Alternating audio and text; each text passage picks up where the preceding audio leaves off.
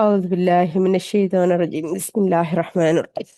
الحمد لله رب العالمين الرحمن الرحيم مالك يوم الدين إياك نعبد وإياك نستعين اهدنا الصراط المستقيم صراط الذين أنعمت عليهم غير المغضوب عليهم ولا الضالين آمين. بسم الله الرحمن الرحيم. الحمد لله رب العالمين حمدا كثيرا طيبا مباركا فيه. الحمد لله رب العالمين. رب اشرح لي صدري ويسر لي أمري واحلل عقدة من لساني يفقهوا قولي. ربنا زدنا علما نافعا رزقا طيبا وعملا متقبلا من يا رب العالمين. اللهم صل على محمد وعلى آل محمد. അൽഹംദുലില്ലാ. സൂറത്തുൽ അഹ്സാബ് മദീനയിൽ അവതരിച്ചതാണ്. 73 ആയത്തുകളാണ് ഇതിലുള്ളത്. ഓക്കെ, ഇനി വരുന്ന സൂറത്തുകൾക്കൊക്കെ മദീനയുമായിട്ടായിരിക്കും ടച്ച് ഉണ്ടാവുക. ഓക്കെ, ഇതുവരെ നമ്മൾ മക്കി സൂറത്തുകളാണ് പഠിച്ചത്. എന്നാൽ ഇനി വരുന്ന സൂറത്തുകളൊക്കെ മദീനി സൂറത്തുമായിട്ടായിരിക്കും അതിന് കൂടുതൽ ബന്ധം ഉണ്ടാവുക. കാരണം ഇനിയുള്ളതൊക്കെ എന്താണ്, നമ്മളെ നമ്മളെ ദീനുമായിട്ട് കൂടുതൽ അടുത്തിട്ടുള്ള കാര്യങ്ങളാണ്. ഓക്കെ, മറ്റേതൊക്കെ എന്തായിരുന്നു, ജനറിക് ആയിട്ടുള്ള കാര്യങ്ങളായിരുന്നു അള്ളാഹു സുബ്ഹാനഹു വ തആല പറഞ്ഞത്. ഓക്കെ, അത് ആർക്കും എടുക്കാവുന്ന അമലുകളാണ്. ഇനി വരുന്നതൊക്കെ മുസ്ലിം ഉമ്മത്തിന് വേണ്ടിയിട്ട് ഉള്ള കാര്യങ്ങളും അതിന് മറ്റു ബന്ധപ്പെട്ടിട്ടുള്ള കാര്യങ്ങളാണ് അള്ളാഹു സുബ്ഹാനഹു വ തആല പഠിപ്പിക്കുന്നത്. സൂറത്തുൽ അഹ്സാബിന്റെ അർത്ഥം സംഘടിത കക്ഷികൾ, അതായത് ഒരുമിച്ച് നിന്ന സമൂഹത്തിനെ കുറിച്ചാണ്. ഓക്കെ, നമുക്ക് തുടങ്ങാം. ഔദു ബില്ലാഹി മിനശ് ശൈത്വാനിർ റജീം. ബിസ്മില്ലാഹിർ റഹ്മാനിർ റഹീം. അൽഹംദുലില്ലാ. നബിയെ, നീ അള്ളാഹുവെ സൂക്ഷിക്കുക.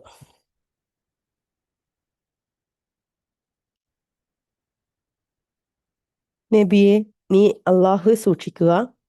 സത്യനിഷേധികളെയും കപടവിശ്വാസികളെയും അനുസരിക്കാതിരിക്കുകയും ചെയ്യുക. തീർച്ചയായും അള്ളാഹു സർവജ്ഞനും യുക്തിമാനുമാകുന്നു.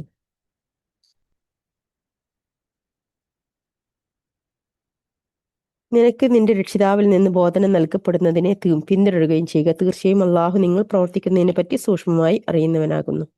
അള്ളാഹുവെ നീ ഭരമേൽപ്പിക്കുകയും ചെയ്യുക. കൈകാര്യകർത്താവായി അള്ളാഹു തന്നെ മതി. യാതൊരു മനുഷ്യനും അവന്റെ ഉള്ളിൽ അള്ളാഹു 2 ഹൃദയങ്ങൾ ഉണ്ടാക്കിയിട്ടില്ല.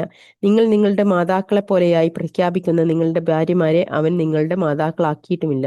നിങ്ങളിലേക്ക് ചേർത്ത് വിളിക്കപ്പെടുന്ന നിങ്ങളുടെ പുത്രന്മാരെ അവൻ നിങ്ങളുടെ പുത്രന്മാരാക്കിയിട്ടുമില്ല. അതൊക്കെ നിങ്ങളുടെ വായ കൊണ്ട് നിങ്ങൾ പറയുന്ന വാക്ക് മാത്രമാകുന്നു. അള്ളാഹു സത്യം പറയുന്നു, അവൻ നേർവഴി കാണിച്ചു തരികയും ചെയ്യുന്നു. ഓക്കെ, പണ്ട് കാലങ്ങളില് അതായത് ഭാര്യമാരെ മാതാവിനെ പോലെ, അത് ഇന്നും ചില ആളുകൾക്കുണ്ട്. ഭാര്യനെ മാതാവിനുമായിട്ട് കണക്ക് കൂട്ടിയിട്ട് അതിലൂടെ നോക്കി കാണുന്ന പുരുഷന്മാർ പലരും ഉണ്ട്. ഓക്കെ, അത് ശരിക്കും എന്താണ്, അള്ളാഹു തെറ്റായിട്ട് പറഞ്ഞിട്ടുള്ള ഒരു കാര്യമാണ്. ഒരിക്കലും ചെയ്യാൻ പാടില്ലാത്ത കാര്യമാണ്. ഒരു ഉമ്മ ഭാര്യയുമായിട്ട് കണക്ക് കൂട്ടാൻ പാടില്ല. ഉമ്മാനെ പോലെ ഭാര്യയെ കണക്ക് കൂട്ടാൻ പാടില്ല. ഭാര്യ വേറെ തന്നെയാണ്, ഉമ്മ വേറെ തന്നെയാണ്. ഉമ്മ പ്രസവിച്ച സ്ത്രീയാണ്. ഭാര്യ എന്ന് പറയുന്നത് കൂടെ കഴിയുന്ന കിടക്കുന്ന പെണ്ണാണ്. ഇപ്പൊ രണ്ടും രണ്ടാണ്. അപ്പം ഇതിനെ ഭാര്യനെ മാതൃസ്ഥാനം കാണുക, അതായത് ഉമ്മാനെ പോലെ കാണുന്ന ആ ഒരിത് എന്താണ്, ഇത് ഏറ്റവും നീചമായ ആചാരമാണെന്നാണ്, നീചമായ രീതിയാണ്. ഒരിക്കലും ഒരു പുരുഷന് അങ്ങനെ തോന്നാൻ പാടില്ല എന്നാണ്. അപ്പം ഈ പണ്ട് കാലങ്ങളിൽ ഭാര്യമായിട്ട് വഴക്കുണ്ടാവുമ്പം പുരുഷന്മാർ പറയുന്നൊരു വാക്കായിരുന്നു എന്താണ്, നീ എൻ്റെ മാതാവിൻ്റെ മുതുക് പോലെയാണെന്ന്. അതായത് നിന്റെ അടുത്തേക്ക് ഇനി ഞാൻ വരൂല എന്ന്. അതായത് അവളുമായിട്ട് ഞാൻ ചേരാനും ഞാൻ ചെല്ലൂല. അവള് എൻ്റെ ഉമ്മാൻ്റെ പോലെ ഞാൻ നിന്നെ കണക്കാക്കിയിട്ടുണ്ട്. അതായത് അവളോടുള്ള വെറുപ്പ് കൊണ്ട് പറയുന്നത് കൊണ്ട്. അങ്ങനെ നമ്മളെ നാട്ടിലും ചില പുരുഷന്മാര് പറയുന്ന വാക്കുകളിൽ പെട്ടൊരു വാക്കാണത്. ഒരിക്കലും പറയാൻ പാടില്ലാത്ത വാക്കാണ്. ഓക്കെ, ഒരിക്കലും നമ്മള് ഒരിക്കലും എന്തല്ല, അവരുടെ ഉമ്മമാരെ മാതിരിയല്ല. ഉമ്മാന്റെ സ്ഥാനമല്ല നമുക്കുള്ളത്, നമുക്ക് ഭാര്യന്റെ സ്ഥാനമാണ് ഉള്ളത്. അതുകൊണ്ടാണ് നമുക്ക് അവരോട് വഴക്കിടാനും അവരോട് എതിർത്ത് സംസാരിക്കാനും അവരോട് നമുക്ക് നമ്മുടെ കാര്യങ്ങൾ നേരിട്ട് പറയാനും ഒക്കെ ഉള്ള അവകാശമുള്ളത്. ഓക്കെ, ഒരു ഉമ്മ അല്ലല്ലോ. ഉമ്മയാണെന്നുണ്ടെങ്കിൽ മകൻ എന്ത് തെറ്റ് ചെയ്താലും അതിനെ വാത്സല്യം കൊണ്ട് ഉമ്മ അതിനെ ആക്സെപ്റ്റ് ചെയ്യും, മോൻ എന്ത് തെറ്റ് ചെയ്താലും. പക്ഷെ ഭാര്യമാർക്ക് അത് ആക്സെപ്റ്റ് ചെയ്യാൻ പറ്റില്ലല്ലോ. കാരണം തെറ്റ് കണ്ടു കഴിഞ്ഞാൽ അവർക്ക് പറയേണ്ടി വരും, അവർക്ക് പറഞ്ഞേ മതിയാവും. അപ്പം അത് ഒരിക്കലും ഒരു മാതാവിൻ്റെ സ്ഥാനമായിട്ട് ഒരു ഭാര്യനെ കാണാൻ പാടില്ല എന്നാണ്. ഓക്കെ, അത് അള്ളാഹു സുബ്ഹാനഹു വ തആല ചെയ്യാൻ പാടില്ല എന്ന് പറഞ്ഞ കാര്യമാണ്. ഓക്കെ, ലിഹാർ ചെയ്യുക എന്ന് പറയും. അതായത് പിന്നെ ലിഹാർ എന്ന് പറഞ്ഞിട്ടുണ്ടെങ്കിൽ അറബിയിൽ മുതുകാക്കുക എന്നുള്ളതാണ്. ഇപ്പോൾ ആ ലിഹാർ ചെയ്യുന്ന ഒരു പതിവ് പണ്ട് കാലങ്ങളിൽ പുരുഷന്മാർക്ക് ഉണ്ടായിരുന്നു. അവർ പിന്നീട് സ്ത്രീകളും ഭാര്യമാരുടെ അടുത്തേക്ക് മടങ്ങി ചെല്ലാതിരിക്കാൻ വേണ്ടിയിട്ട് അവർ കാണിക്കുന്നത്. നമ്മളിപ്പം ഒരു മൊഴി ചൊല്ലുന്നതിന് തുല്യം തന്നെയായിരുന്നു അന്നത്തെ കാലത്ത് അങ്ങനെയൊക്കെ വഴക്കുണ്ടാക്കിയിട്ട് അങ്ങനെ സംസാരിക്കുന്നതൊക്കെ. അപ്പോൾ അതെന്താണ്, അത് പാടില്ല എന്നാണ് പറഞ്ഞത്. അങ്ങനെ ചെയ്താൽ എന്ത് ചെയ്യണം എന്നുള്ളത് പിന്നീട് സൂറത്തുൽ മുജാദിലയിൽ അല്ലാഹു സുബ്ഹാനഹു വ തആല പറയുന്നുണ്ട്. പ്രായശ്ചിത്തം ചെയ്തിട്ട് വേണം ആ സ്ത്രീനെ പിന്നീട് തിരിച്ചെടുക്കാൻ എന്നാണ്. അതായത് പിന്നെ 2 മാസക്കാലം നോമ്പ് നോൽക്കുക, 60 മിസ്കീനിന് ഭക്ഷണം കൊടുക്കുക എന്ന് പറയുന്ന രീതിയിലുള്ള പ്രായശ്ചിത്തങ്ങൾ അല്ലാഹു സുബ്ഹാനഹു വ തആല പഠിപ്പിച്ചിട്ടുണ്ട്. അങ്ങനെ ചെയ്താൽ മാത്രമേ ഈ തിന്മയിൽ നിന്ന് വിട്ടുമാറാൻ പറ്റുള്ളൂ. അത്രയും വലിയ തെറ്റാണ് അത് എന്നുള്ളതാണ്. പണ്ട് കാലത്ത് ഭാര്യമാരെ മൊഴി ചൊല്ലിയിട്ടുണ്ടെങ്കിൽ എന്താവും, അവരെ വിട്ടു കളയേണ്ടി വരും അല്ലേ. അവർ വേറെ ഭർത്താക്കന്മാരുടെ പിന്നാലെ പോവും, വേറെ ഒരാളുടെ ഭാര്യയായിട്ട് പോവും. എന്നാൽ ഇങ്ങനെ ചെയ്തു വെച്ചാൽ എന്താ ഗുണം എന്ന് വെച്ചിട്ടുണ്ടെങ്കിൽ അവൾക്കൊട്ട് വിട്ടു പോകാനും പറ്റൂല, അവളുടെ അടുത്തേക്ക് അവന് പിന്നീട് തിരിച്ചു ചെല്ലൂല്ല. അതായത് കെട്ടിയിട്ട പോലത്തെ അവസ്ഥ ഉണ്ടാക്കുക. അതാണ് സ്ത്രീകളോട് കാണിച്ചിരുന്ന ഒരു വലിയ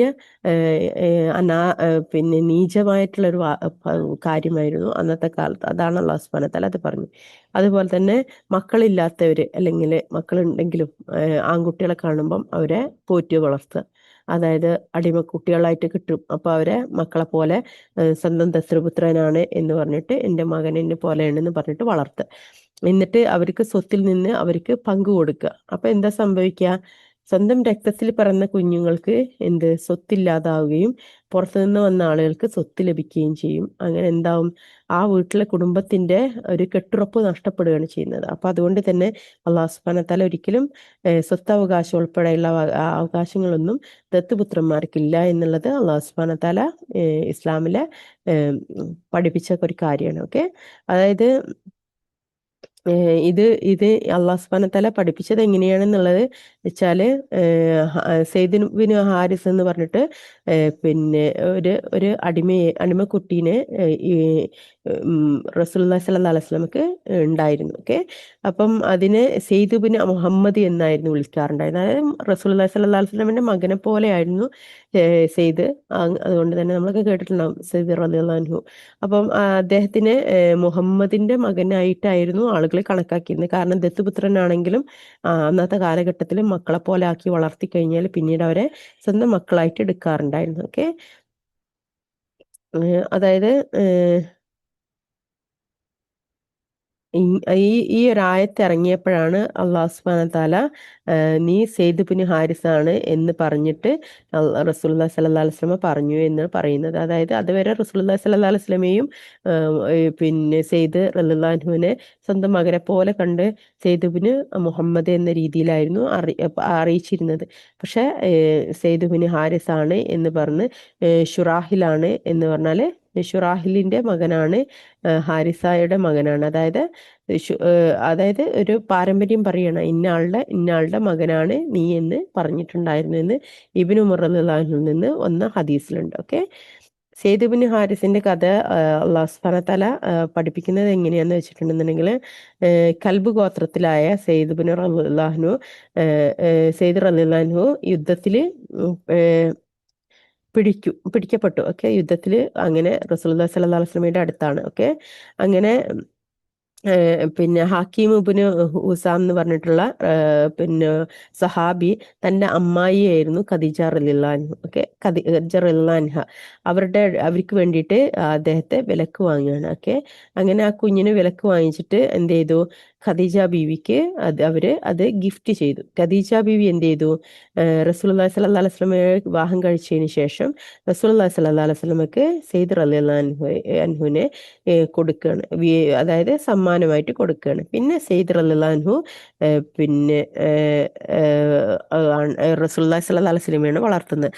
അങ്ങനെ ഇവര് പിന്നീട് ഒരു കാലം എത്തിയപ്പം സെയ്ദ് റളിയല്ലാഹു അൻഹുവിന്റെ കുടുംബക്കാര് ഈ കുഞ്ഞ് ഇവിടെ ഉണ്ട് എന്ന് അറിയുകയും അങ്ങനെ കുഞ്ഞിന് വേണ്ടിയിട്ട് അവർ വരികയും ചെയ്തു റസൂലുള്ളാഹി സ്വല്ലല്ലാഹു അലൈഹി വസല്ലമയുടെ അടുത്ത്. ഓക്കെ, അങ്ങനെ വിട്ടുകൊടുക്കാൻ പറയുകയും അങ്ങനെ റസൂലുള്ളാഹി സ്വല്ലല്ലാഹു അലൈഹി വസല്ലമ പിന്നെ ഈ സെയ്ദ് റളിയല്ലാഹു അൻഹുവിനോട് ചോദിക്കും, നിനക്ക് ആരുടെ കൂടെയാണ് പോകേണ്ടത് എന്നൊക്കെ. നിനക്ക് പിന്നെ അവരെ നിന്റെ കുടുംബത്തിന്റെ കൂടെ, അതായത് പിതാവും പിതൃവ്യനും, അതായത് പിതാവും പിതൃവ്യനും സഹോദരനും കൂടി വരികയും കുഞ്ഞിന് തരണമെന്ന് പറയുകയും ചെയ്തു. പക്ഷേ റസൂലുള്ളാഹി സ്വല്ലല്ലാഹു അലൈഹി വസല്ലം കുഞ്ഞിനോട് ചോദിക്കും, നിനക്ക് ആരെ കൂടെ പോകേണ്ടത്, എൻ്റെ കൂടെ നിൽക്കണോ അതോ അവരെ കൂടെ പോകണോ എന്ന് ചോദിക്കും. പക്ഷേ സെയ്ദ് റളിയല്ലാഹു അൻഹു പറയും, എനിക്ക് റസൂലുള്ളാഹി സ്വല്ലല്ലാഹു അലൈഹി വസല്ലമയുടെ കൂടെ ജീവിച്ചാൽ മതി എന്ന് പറഞ്ഞിട്ട് അവരെ തിരിച്ച് മടക്കി അയക്കുകയാണ്. അപ്പൊ അങ്ങനെ പിന്നെ റസൂലുള്ളാഹി സ്വല്ലല്ലാഹു അലൈഹി വസല്ലം എന്ത് ചെയ്യും, അതുവരെ അടിമയായിട്ട് കണ്ടിരുന്ന കുഞ്ഞിനെ റസൂലുള്ളാഹി സ്വല്ലല്ലാഹു അലൈഹി വസല്ലം അവിടെ വെച്ച് പ്രഖ്യാപിക്കും, ഇനി മുതൽ സെയ്ദ് അടിമയല്ല, ഇനി മുതൽ സെയ്ദ് എൻ്റെ മകനാണ് എന്ന് പറഞ്ഞിട്ട് അങ്ങനെ അവിടെ വെച്ചിട്ട് പ്രഖ്യാപിക്കുകയാണ്. അങ്ങനെയാണ് സെയ്ദ് ബിൻ മുഹമ്മദ് എന്ന പേരിൽ സെയ്ദ് റളിയല്ലാഹു അൻഹു അറിയപ്പെടുന്നത്. ഓക്കെ, സെയ്ദ് റളിയല്ലാഹു അൻഹുവിൻ്റെ പിന്നെ സെയ്ദ് റളിയല്ലാഹു അൻഹുവിന് കല്യാണം കഴിക്കാൻ റസൂലുള്ളാഹി സ്വല്ലല്ലാഹു അലൈഹി വസല്ലമ തൻ്റെ പിന്നെ അമ്മാവൻ്റെ മകളോട് കൽപ്പിക്കുകയാണ്. ഓക്കെ, അതായത് റസൂലുള്ളാഹി സ്വല്ലല്ലാഹു അലൈഹി വസല്ലം ഒരു കാര്യം കൽപ്പിച്ചാൽ അത് അനുസരിക്കുക എന്ന് പറയുന്നത് മുസ്ലിം ഉമ്മത്തിന് മൊത്തമായിട്ട് ഇന്നാണെന്നെങ്കിലും റസൂലുള്ളാഹി സ്വല്ലല്ലാഹു അലൈഹി വസല്ലം പറഞ്ഞ് കൽപ്പിച്ചൊരു കാര്യം അനുസരിക്കുക എന്നുള്ളത് ഇന്നത്തെ ലോക മുസ്ലിങ്ങൾക്കും അത് ബാധകമാണ്. അതുകൊണ്ടാണ് റസൂലുള്ളാഹി സ്വല്ലല്ലാഹു അലൈഹി വസല്ലമയുടെ ഹദീസുകളെ അത്രയും അധികം പിൻപറ്റുന്നത്. റസൂലുള്ളാഹി സ്വല്ലല്ലാഹു അലൈഹി വസല്ലം പറഞ്ഞു എന്ന് പറഞ്ഞൊരു കാര്യം, കാലിൻ്റെ മുട്ടിൻ്റെ ഞെരിയാണിക്ക് മുകളിൽ താഴത്തേക്ക് വസ്ത്രം വലിച്ചഴയ്ക്കാൻ പാടില്ല എന്ന് പറഞ്ഞത്, അത് ലോക മുസ്ലിങ്ങൾക്ക് മുഴുവനുള്ള ബാധകമായിട്ടുള്ള കാര്യമാണ്. താടി വടിക്കരുത് എന്ന് പറഞ്ഞത്, അത് ലോക മുസ്ലിങ്ങൾക്ക് മുഴുവനായിട്ടുള്ള കാര്യങ്ങളാണ്. ഓരോ കാര്യങ്ങളും നമ്മൾ എടുത്തു നോക്കിയാൽ അത് ലോക മുസ്ലിങ്ങളോട് മുഴുവൻ റസൂലുള്ളാഹി സ്വല്ലല്ലാഹു അലൈഹി വസല്ലം കൽപ്പിച്ചൊരു കാര്യമാണ്. അത് അനുസരിക്കാതിരിക്കുക എന്നുള്ളത് നമ്മുടെ നെയ്യത്തിലിരിക്കും. പക്ഷെ അത് അനുസരിക്കണം എന്നുള്ളത് അല്ലാഹു സുബ്ഹാനഹു വ തആല കൽപ്പിച്ചൊരു കാര്യമാണെന്ന് മനസ്സിലാക്കുക. ഓക്കെ, അപ്പൊ അങ്ങനെ അങ്ങനെ പിന്നെ സൈനബ് റളിയല്ലാഹു അൻഹയോട് പിന്നെ റസൂലുള്ളാഹി സ്വല്ലല്ലാഹു അലൈഹി വസല്ലമ അറിയിക്കുകയാണ്, നീ പിന്നെ സെയ്ദിനെ വിവാഹം കഴിക്കണം. അപ്പോൾ സെയ്ദ് അടിമക്കുട്ടിയാണെന്ന് പറഞ്ഞല്ലോ. അടിമക്കുട്ടി ആയതുകൊണ്ട് തന്നെ മുഹമ്മദ് റസൂലുള്ളാഹി സ്വല്ലല്ലാഹു അലൈഹി വസല്ലമയും കുടുംബവും എന്ന് പറയുന്നത് ഖുറൈശി കുടുംബമാണ്. ഖുറൈശി കുടുംബങ്ങൾ ഭയങ്കര ഭംഗിയുള്ളവരാണ്. ഓക്കെ, അതും പ്രതാപവും അവരുടെ ഭംഗിയും അവരുടെ ഇസ്സത്തും എന്ന് പറഞ്ഞിട്ടുണ്ടെങ്കിൽ അത്രയും ഹയസ്റ്റ് ലെവലിലാണ് അവരുടെ ഭംഗി, സ്ത്രീകളാണെങ്കിലും പുരുഷന്മാരാണെങ്കിലും. പക്ഷെ സെയ്ദ് റളിയല്ലാഹു അൻഹു അടിമയാണെന്ന് പറഞ്ഞതുപോലെ തന്നെ അദ്ദേഹത്തിൻ്റെ നിറവും കറുത്ത നിറയായിരുന്നു. ഓക്കെ, അപ്പോൾ അതുകൊണ്ട് തന്നെ റസൂലുള്ളാഹി സ്വല്ലല്ലാഹു അലൈഹി വസല്ലമ സൈനബ് റളിയല്ലാഹു അൻഹയോട് പിന്നെ സെയ്ദിനെ വിവാഹം കഴിക്കാൻ പറ്റുമെന്ന് പറഞ്ഞിട്ട് ആളയച്ച സമയത്ത് മാതാപിതാക്കൾ പറഞ്ഞു അത് പറ്റൂല പറഞ്ഞു. ഓക്കെ, അപ്പം സൈനബ് റളിയല്ലാഹു അൻഹ ചോദിച്ചു, റസൂല് പറഞ്ഞതാണോ ഇതെന്ന് ചോദിക്കും. പിന്നെ ദൂതുമായിട്ട് ആള് വന്നപ്പം ചോദിക്കുകയാണ്, റസൂല് പറഞ്ഞതാണോ ഇതെന്ന്. അങ്ങനെ റസൂലുള്ളാഹി സ്വല്ലല്ലാഹു അലൈഹി വസല്ലം കൽപ്പിച്ചതാണെന്ന് പറയുമ്പം സൈനബ് റളിയല്ലാഹു അൻഹ പറയും, എന്നാ ഞാൻ അനുസരിച്ചിരിക്കുന്നു, ഞാൻ കേട്ടിരിക്കുന്നു, ഞാൻ അനുസരിച്ചിരിക്കുന്നു എന്ന് പറഞ്ഞിട്ട് അങ്ങനെ വിവാഹത്തിന് സമ്മതം കൊടുക്കണം. അങ്ങനെ വിവാഹം നടക്കും. വിവാഹം നടന്നതിന് ശേഷം പക്ഷേ സൈനബ് റളിയല്ലാഹു അൻഹയ്ക്ക് മനസ്സുകൊണ്ട് സെയ്ദ് റളിയല്ലാഹു അൻഹുവിനെ തൃപ്തിപ്പെടുന്നില്ല. എത്ര എത്ര ആഗ്രഹിച്ചിട്ടും തൃപ്തിപ്പെടുന്നില്ല. അതങ്ങനെയാണ്. നമുക്ക് പിന്നെ നമ്മളെത്ര ആഗ്രഹിച്ചാലും ചില വിവാഹത്തില് സ്ത്രീ പുരുഷന്മാർക്കിടയിൽ അള്ളാഹ് പറഞ്ഞ മവദ്ദത്ത് റഹ്മത്ത് എന്ന് പറയുന്നത് ഉണ്ടാവില്ല. അതെങ്ങനെ സംഭവിക്കുന്നില്ല, അത് അള്ളാന്റെ അടുത്ത് മാത്രം അറിയുന്നൊരു കാര്യമാണ്. അള്ളാഹ് പിന്നെ മവദ്ദത്ത് റഹ്മത്തും ഇറക്കിയിട്ടാണ് സ്ത്രീ പുരുഷ ബന്ധം വിവാഹബന്ധം ഉണ്ടാക്കിയത് എന്ന് പറഞ്ഞാൽ പോലും അത് ചില വിവാഹങ്ങളിൽ സംഭവിക്കാറില്ല. പേഴ്സണലായിട്ട് ഞാൻ പറയാണ്, അങ്ങനെ ചിലർക്ക് ഉണ്ടാവില്ല. അങ്ങനെ മനസ്സുകൊണ്ട് അങ്ങനെ ഒരു ചിന്ത പോലും അയാളോട് തോന്നൂല. അങ്ങനെ ആയിരുന്നു സൈനബ് റളിയല്ലാഹു അൻഹയ്ക്ക് സെയ്ദ് റളിയല്ലാഹു അൻഹുവിനോട് ഉണ്ടായത്. അങ്ങനെ അവർക്കിടയിൽ വഴക്കായി. അങ്ങനെ സെയ്ദ് റളിയല്ലാഹു സെയ്ദ് റളിയല്ലാഹു അൻഹു റസൂലുള്ളാഹി സ്വല്ലല്ലാഹു അലൈഹി വസല്ലമയുടെ അടുത്ത് ഇടക്കിടക്ക് വന്നിട്ട് പരാതി വന്നിട്ട് പറയും, ഇങ്ങനെ വിവാഹത്തിൽ ഇങ്ങനെ അനുസരിക്കുന്നില്ല, പിന്നെ റസൂൽ ഞാൻ ഒഴിവാക്കിക്കോട്ടെ എന്ന് ചോദിച്ചിട്ട് വരുന്നു. കാരണം ഒരു അപമാനിക്കപ്പെടുകയാണല്ലോ, ഒരു പുരുഷൻ ഇങ്ങനെ അപമാനിക്കപ്പെട്ടുകൊണ്ടിരിക്കുകയാണ് അപ്പം സ്ത്രീയിൽ നിന്ന്. അപ്പം റസൂലുള്ളാഹി സ്വല്ലല്ലാഹു അലൈഹി വസല്ലമയുടെ അടുത്ത് വന്നിട്ട് ചോദിക്കുന്നു. റസൂലുള്ളാഹി സ്വല്ലല്ലാഹു അലൈഹി വസല്ലമ അതിന് സമ്മതം കൊടുക്കൂല. ഞാൻ വിവാഹം വേണ്ടാന്ന് വെച്ചോട്ടെ എന്ന് ചോദിക്കുമ്പോൾ റസൂലുള്ളാഹി സ്വല്ലല്ലാഹു അലൈഹി വസല്ലമ സമ്മതം കൊടുക്കൂല. അതിന്റെ കാരണം എന്താണെന്നുള്ളത് വെച്ചാല്, അതായത് റസൂലുള്ളാഹി സ്വല്ലല്ലാഹു അലൈഹി വസല്ലമക്ക് ഓൾറെഡി വഹി വന്നു കഴിഞ്ഞിട്ടുണ്ടായിരുന്നു. മുഹമ്മദ് അതായത് റസൂലുള്ളാഹി സ്വല്ലല്ലാഹു അലൈഹി വസല്ലമയോട് സൈനബ് റളിയല്ലാഹു അൻഹയെ വിവാഹം കഴിക്കാൻ അല്ലാഹു സുബ്ഹാനഹു വ തആല കൽപ്പിച്ചു. അതിൻ്റെ ഇടയിൽ സംഭവിച്ചൊരു കാര്യമാണ്. അപ്പോൾ റസൂലുള്ളാഹി സ്വല്ലല്ലാഹു അലൈഹി വസല്ലമക്ക് ഭയമായി. കാരണം മകന്റെ ഭാര്യയെ വിവാഹം കഴിച്ചു എന്ന് പറഞ്ഞിട്ട് ജനങ്ങൾ എന്ത് ചെയ്യും? അപമാനിക്കൂലേ? റസൂലുള്ളാഹി സ്വല്ലല്ലാഹു അലൈഹി വസല്ലമയെ എന്തായാലും അപമാനിക്കും. അപ്പൊ അതുകൊണ്ട് തന്നെ അത് സംഭവിക്കാതിരിക്കാനും വേണ്ടിയിട്ട് പ്രൊട്ടക്ട് ചെയ്ത് റസൂലുള്ളാഹി സ്വല്ലല്ലാഹു അലൈഹി വസല്ലമ ഉള്ളിൻ്റെ ഉള്ളിൽ ഗോപ്യമാക്കി വെച്ചു. ഈ ഒരു അല്ലാഹു സുബ്ഹാനഹു വ തആല കൽപ്പിച്ച വഹിയെ ഗോപ്യമാക്കി വെച്ചിട്ട് സെയ്ദ് റളിയല്ലാഹു അൻഹുവിനോട് നീ ഒന്നും കൂടി സഹിക്ക്, ഒന്നും കൂടി ക്ഷമിക്ക്, ഒന്നും കൂടി അവളെ കൂടെ തന്നെ ജീവിക്കാൻ നോക്ക് എന്ന് പറഞ്ഞിട്ട് ഉപദേശിച്ചു കൊണ്ടേയിരുന്നു. ഓക്കെ, അങ്ങനെ അവസാനം എന്തായി? അല്ലാഹു സുബ്ഹാനഹു വ തആല എന്ത് ചെയ്തു? ആയത്ത് ആയിട്ട് ഖുർആൻ ആയത്തായിട്ട് ഇറങ്ങി. റസൂലുള്ളാഹി സ്വല്ലല്ലാഹു അലൈഹി വസല്ലമ ഒരു കാര്യം ഗോപ്യമാക്കി വെച്ചിരിക്കുന്നു, എന്നാൽ അള്ളാഹു അത് നടപ്പിലാക്കിയിരിക്കുന്നു എന്ന് പറഞ്ഞിട്ടുള്ള ഒരു ആയത്തുണ്ട്. ഇനി നമ്മൾ പഠിക്കും അത്. ആയത്തിറങ്ങാണ്. ആയത്തിറങ്ങിയതോട് കൂടിയിട്ട് പിന്നെ അത് ഒളിപ്പിച്ച് വെക്കാൻ പറ്റില്ലല്ലോ. ഖുർആനിക ആയത്തൊരിക്കലും ഒളിച്ചു വെക്കാൻ പറ്റില്ല. റസൂലുള്ളാഹി സ്വല്ലല്ലാഹു അലൈഹി വസല്ലമക്ക് അത് പാരായണം ചെയ്ത് കൊടുക്കണം പിന്നെ സഹാബികൾക്ക്. അങ്ങനെയാണ് അത് പുറത്തറിയുകയും അങ്ങനെ സെയ്ദ് റളിയല്ലാഹു അൻഹു പിന്നെ സൈനബ് റളിയല്ലാഹു അൻഹയെ വിവാഹമോചനം ചെയ്യുകയും അങ്ങനെ റസൂലുള്ളാഹി സ്വല്ലല്ലാഹു അലൈഹി വസല്ലമ വിവാഹം കഴിക്കുകയാണ് ചെയ്തത് സൈനബ് റളിയല്ലാഹു അൻഹയെ. പിന്നെ അതായത് മകന്റെ ഭാര്യയെ വിവാഹം കഴിച്ചു. പക്ഷെ അത് മകനല്ല എന്നുള്ളത് അല്ലാഹു സുബ്ഹാനഹു വ തആല പ്രൂവ് ചെയ്യാണ് ലോക മുസ്ലിങ്ങൾക്ക് വേണ്ടിയിട്ട്. അതായത് ദത്തുപുത്രന്റെ ഭാര്യ എന്ന് പറയുന്നത് അത് പിന്നെ അനുവദനീയമാണ്. കാരണം അത് ഒരിക്കലും ദത്തുപുത്രൻ ആരല്ല, രക്തബന്ധമല്ല. അതുകൊണ്ട് തന്നെ അവന്റെ ഭാര്യ എന്ന് പറയുന്നതും ആർക്ക് പിന്നെ അവർക്ക് അത് വിവാഹം കഴിക്കാൻ അനുവദിക്കപ്പെട്ട സ്ത്രീ തന്നെയാണെന്ന് അല്ലാഹു സുബ്ഹാനഹു വ തആല അവിടെ പ്രൂവ് ചെയ്ത് കൊടുക്കുകയാണ് ലോക മുസ്ലിങ്ങൾക്ക് വേണ്ടിയിട്ടൊക്കെ. അത് വരും എല്ലാ തലമുറക്കും വേണ്ടിയിട്ടുള്ളൊരു നിയമമായിട്ട് തന്നെ അല്ലാഹു സുബ്ഹാനഹു വ തആല അതിനെ ഇറക്കിയതാണ്. അതിന് വേണ്ടിയിട്ടാണ് അങ്ങനൊരു സ്റ്റോറി ഉണ്ടായതും അങ്ങനെ ഒരു വിവാഹം കഴിക്കുന്നതും ഒക്കെ അതിന്റെ ഭാഗമാണ്.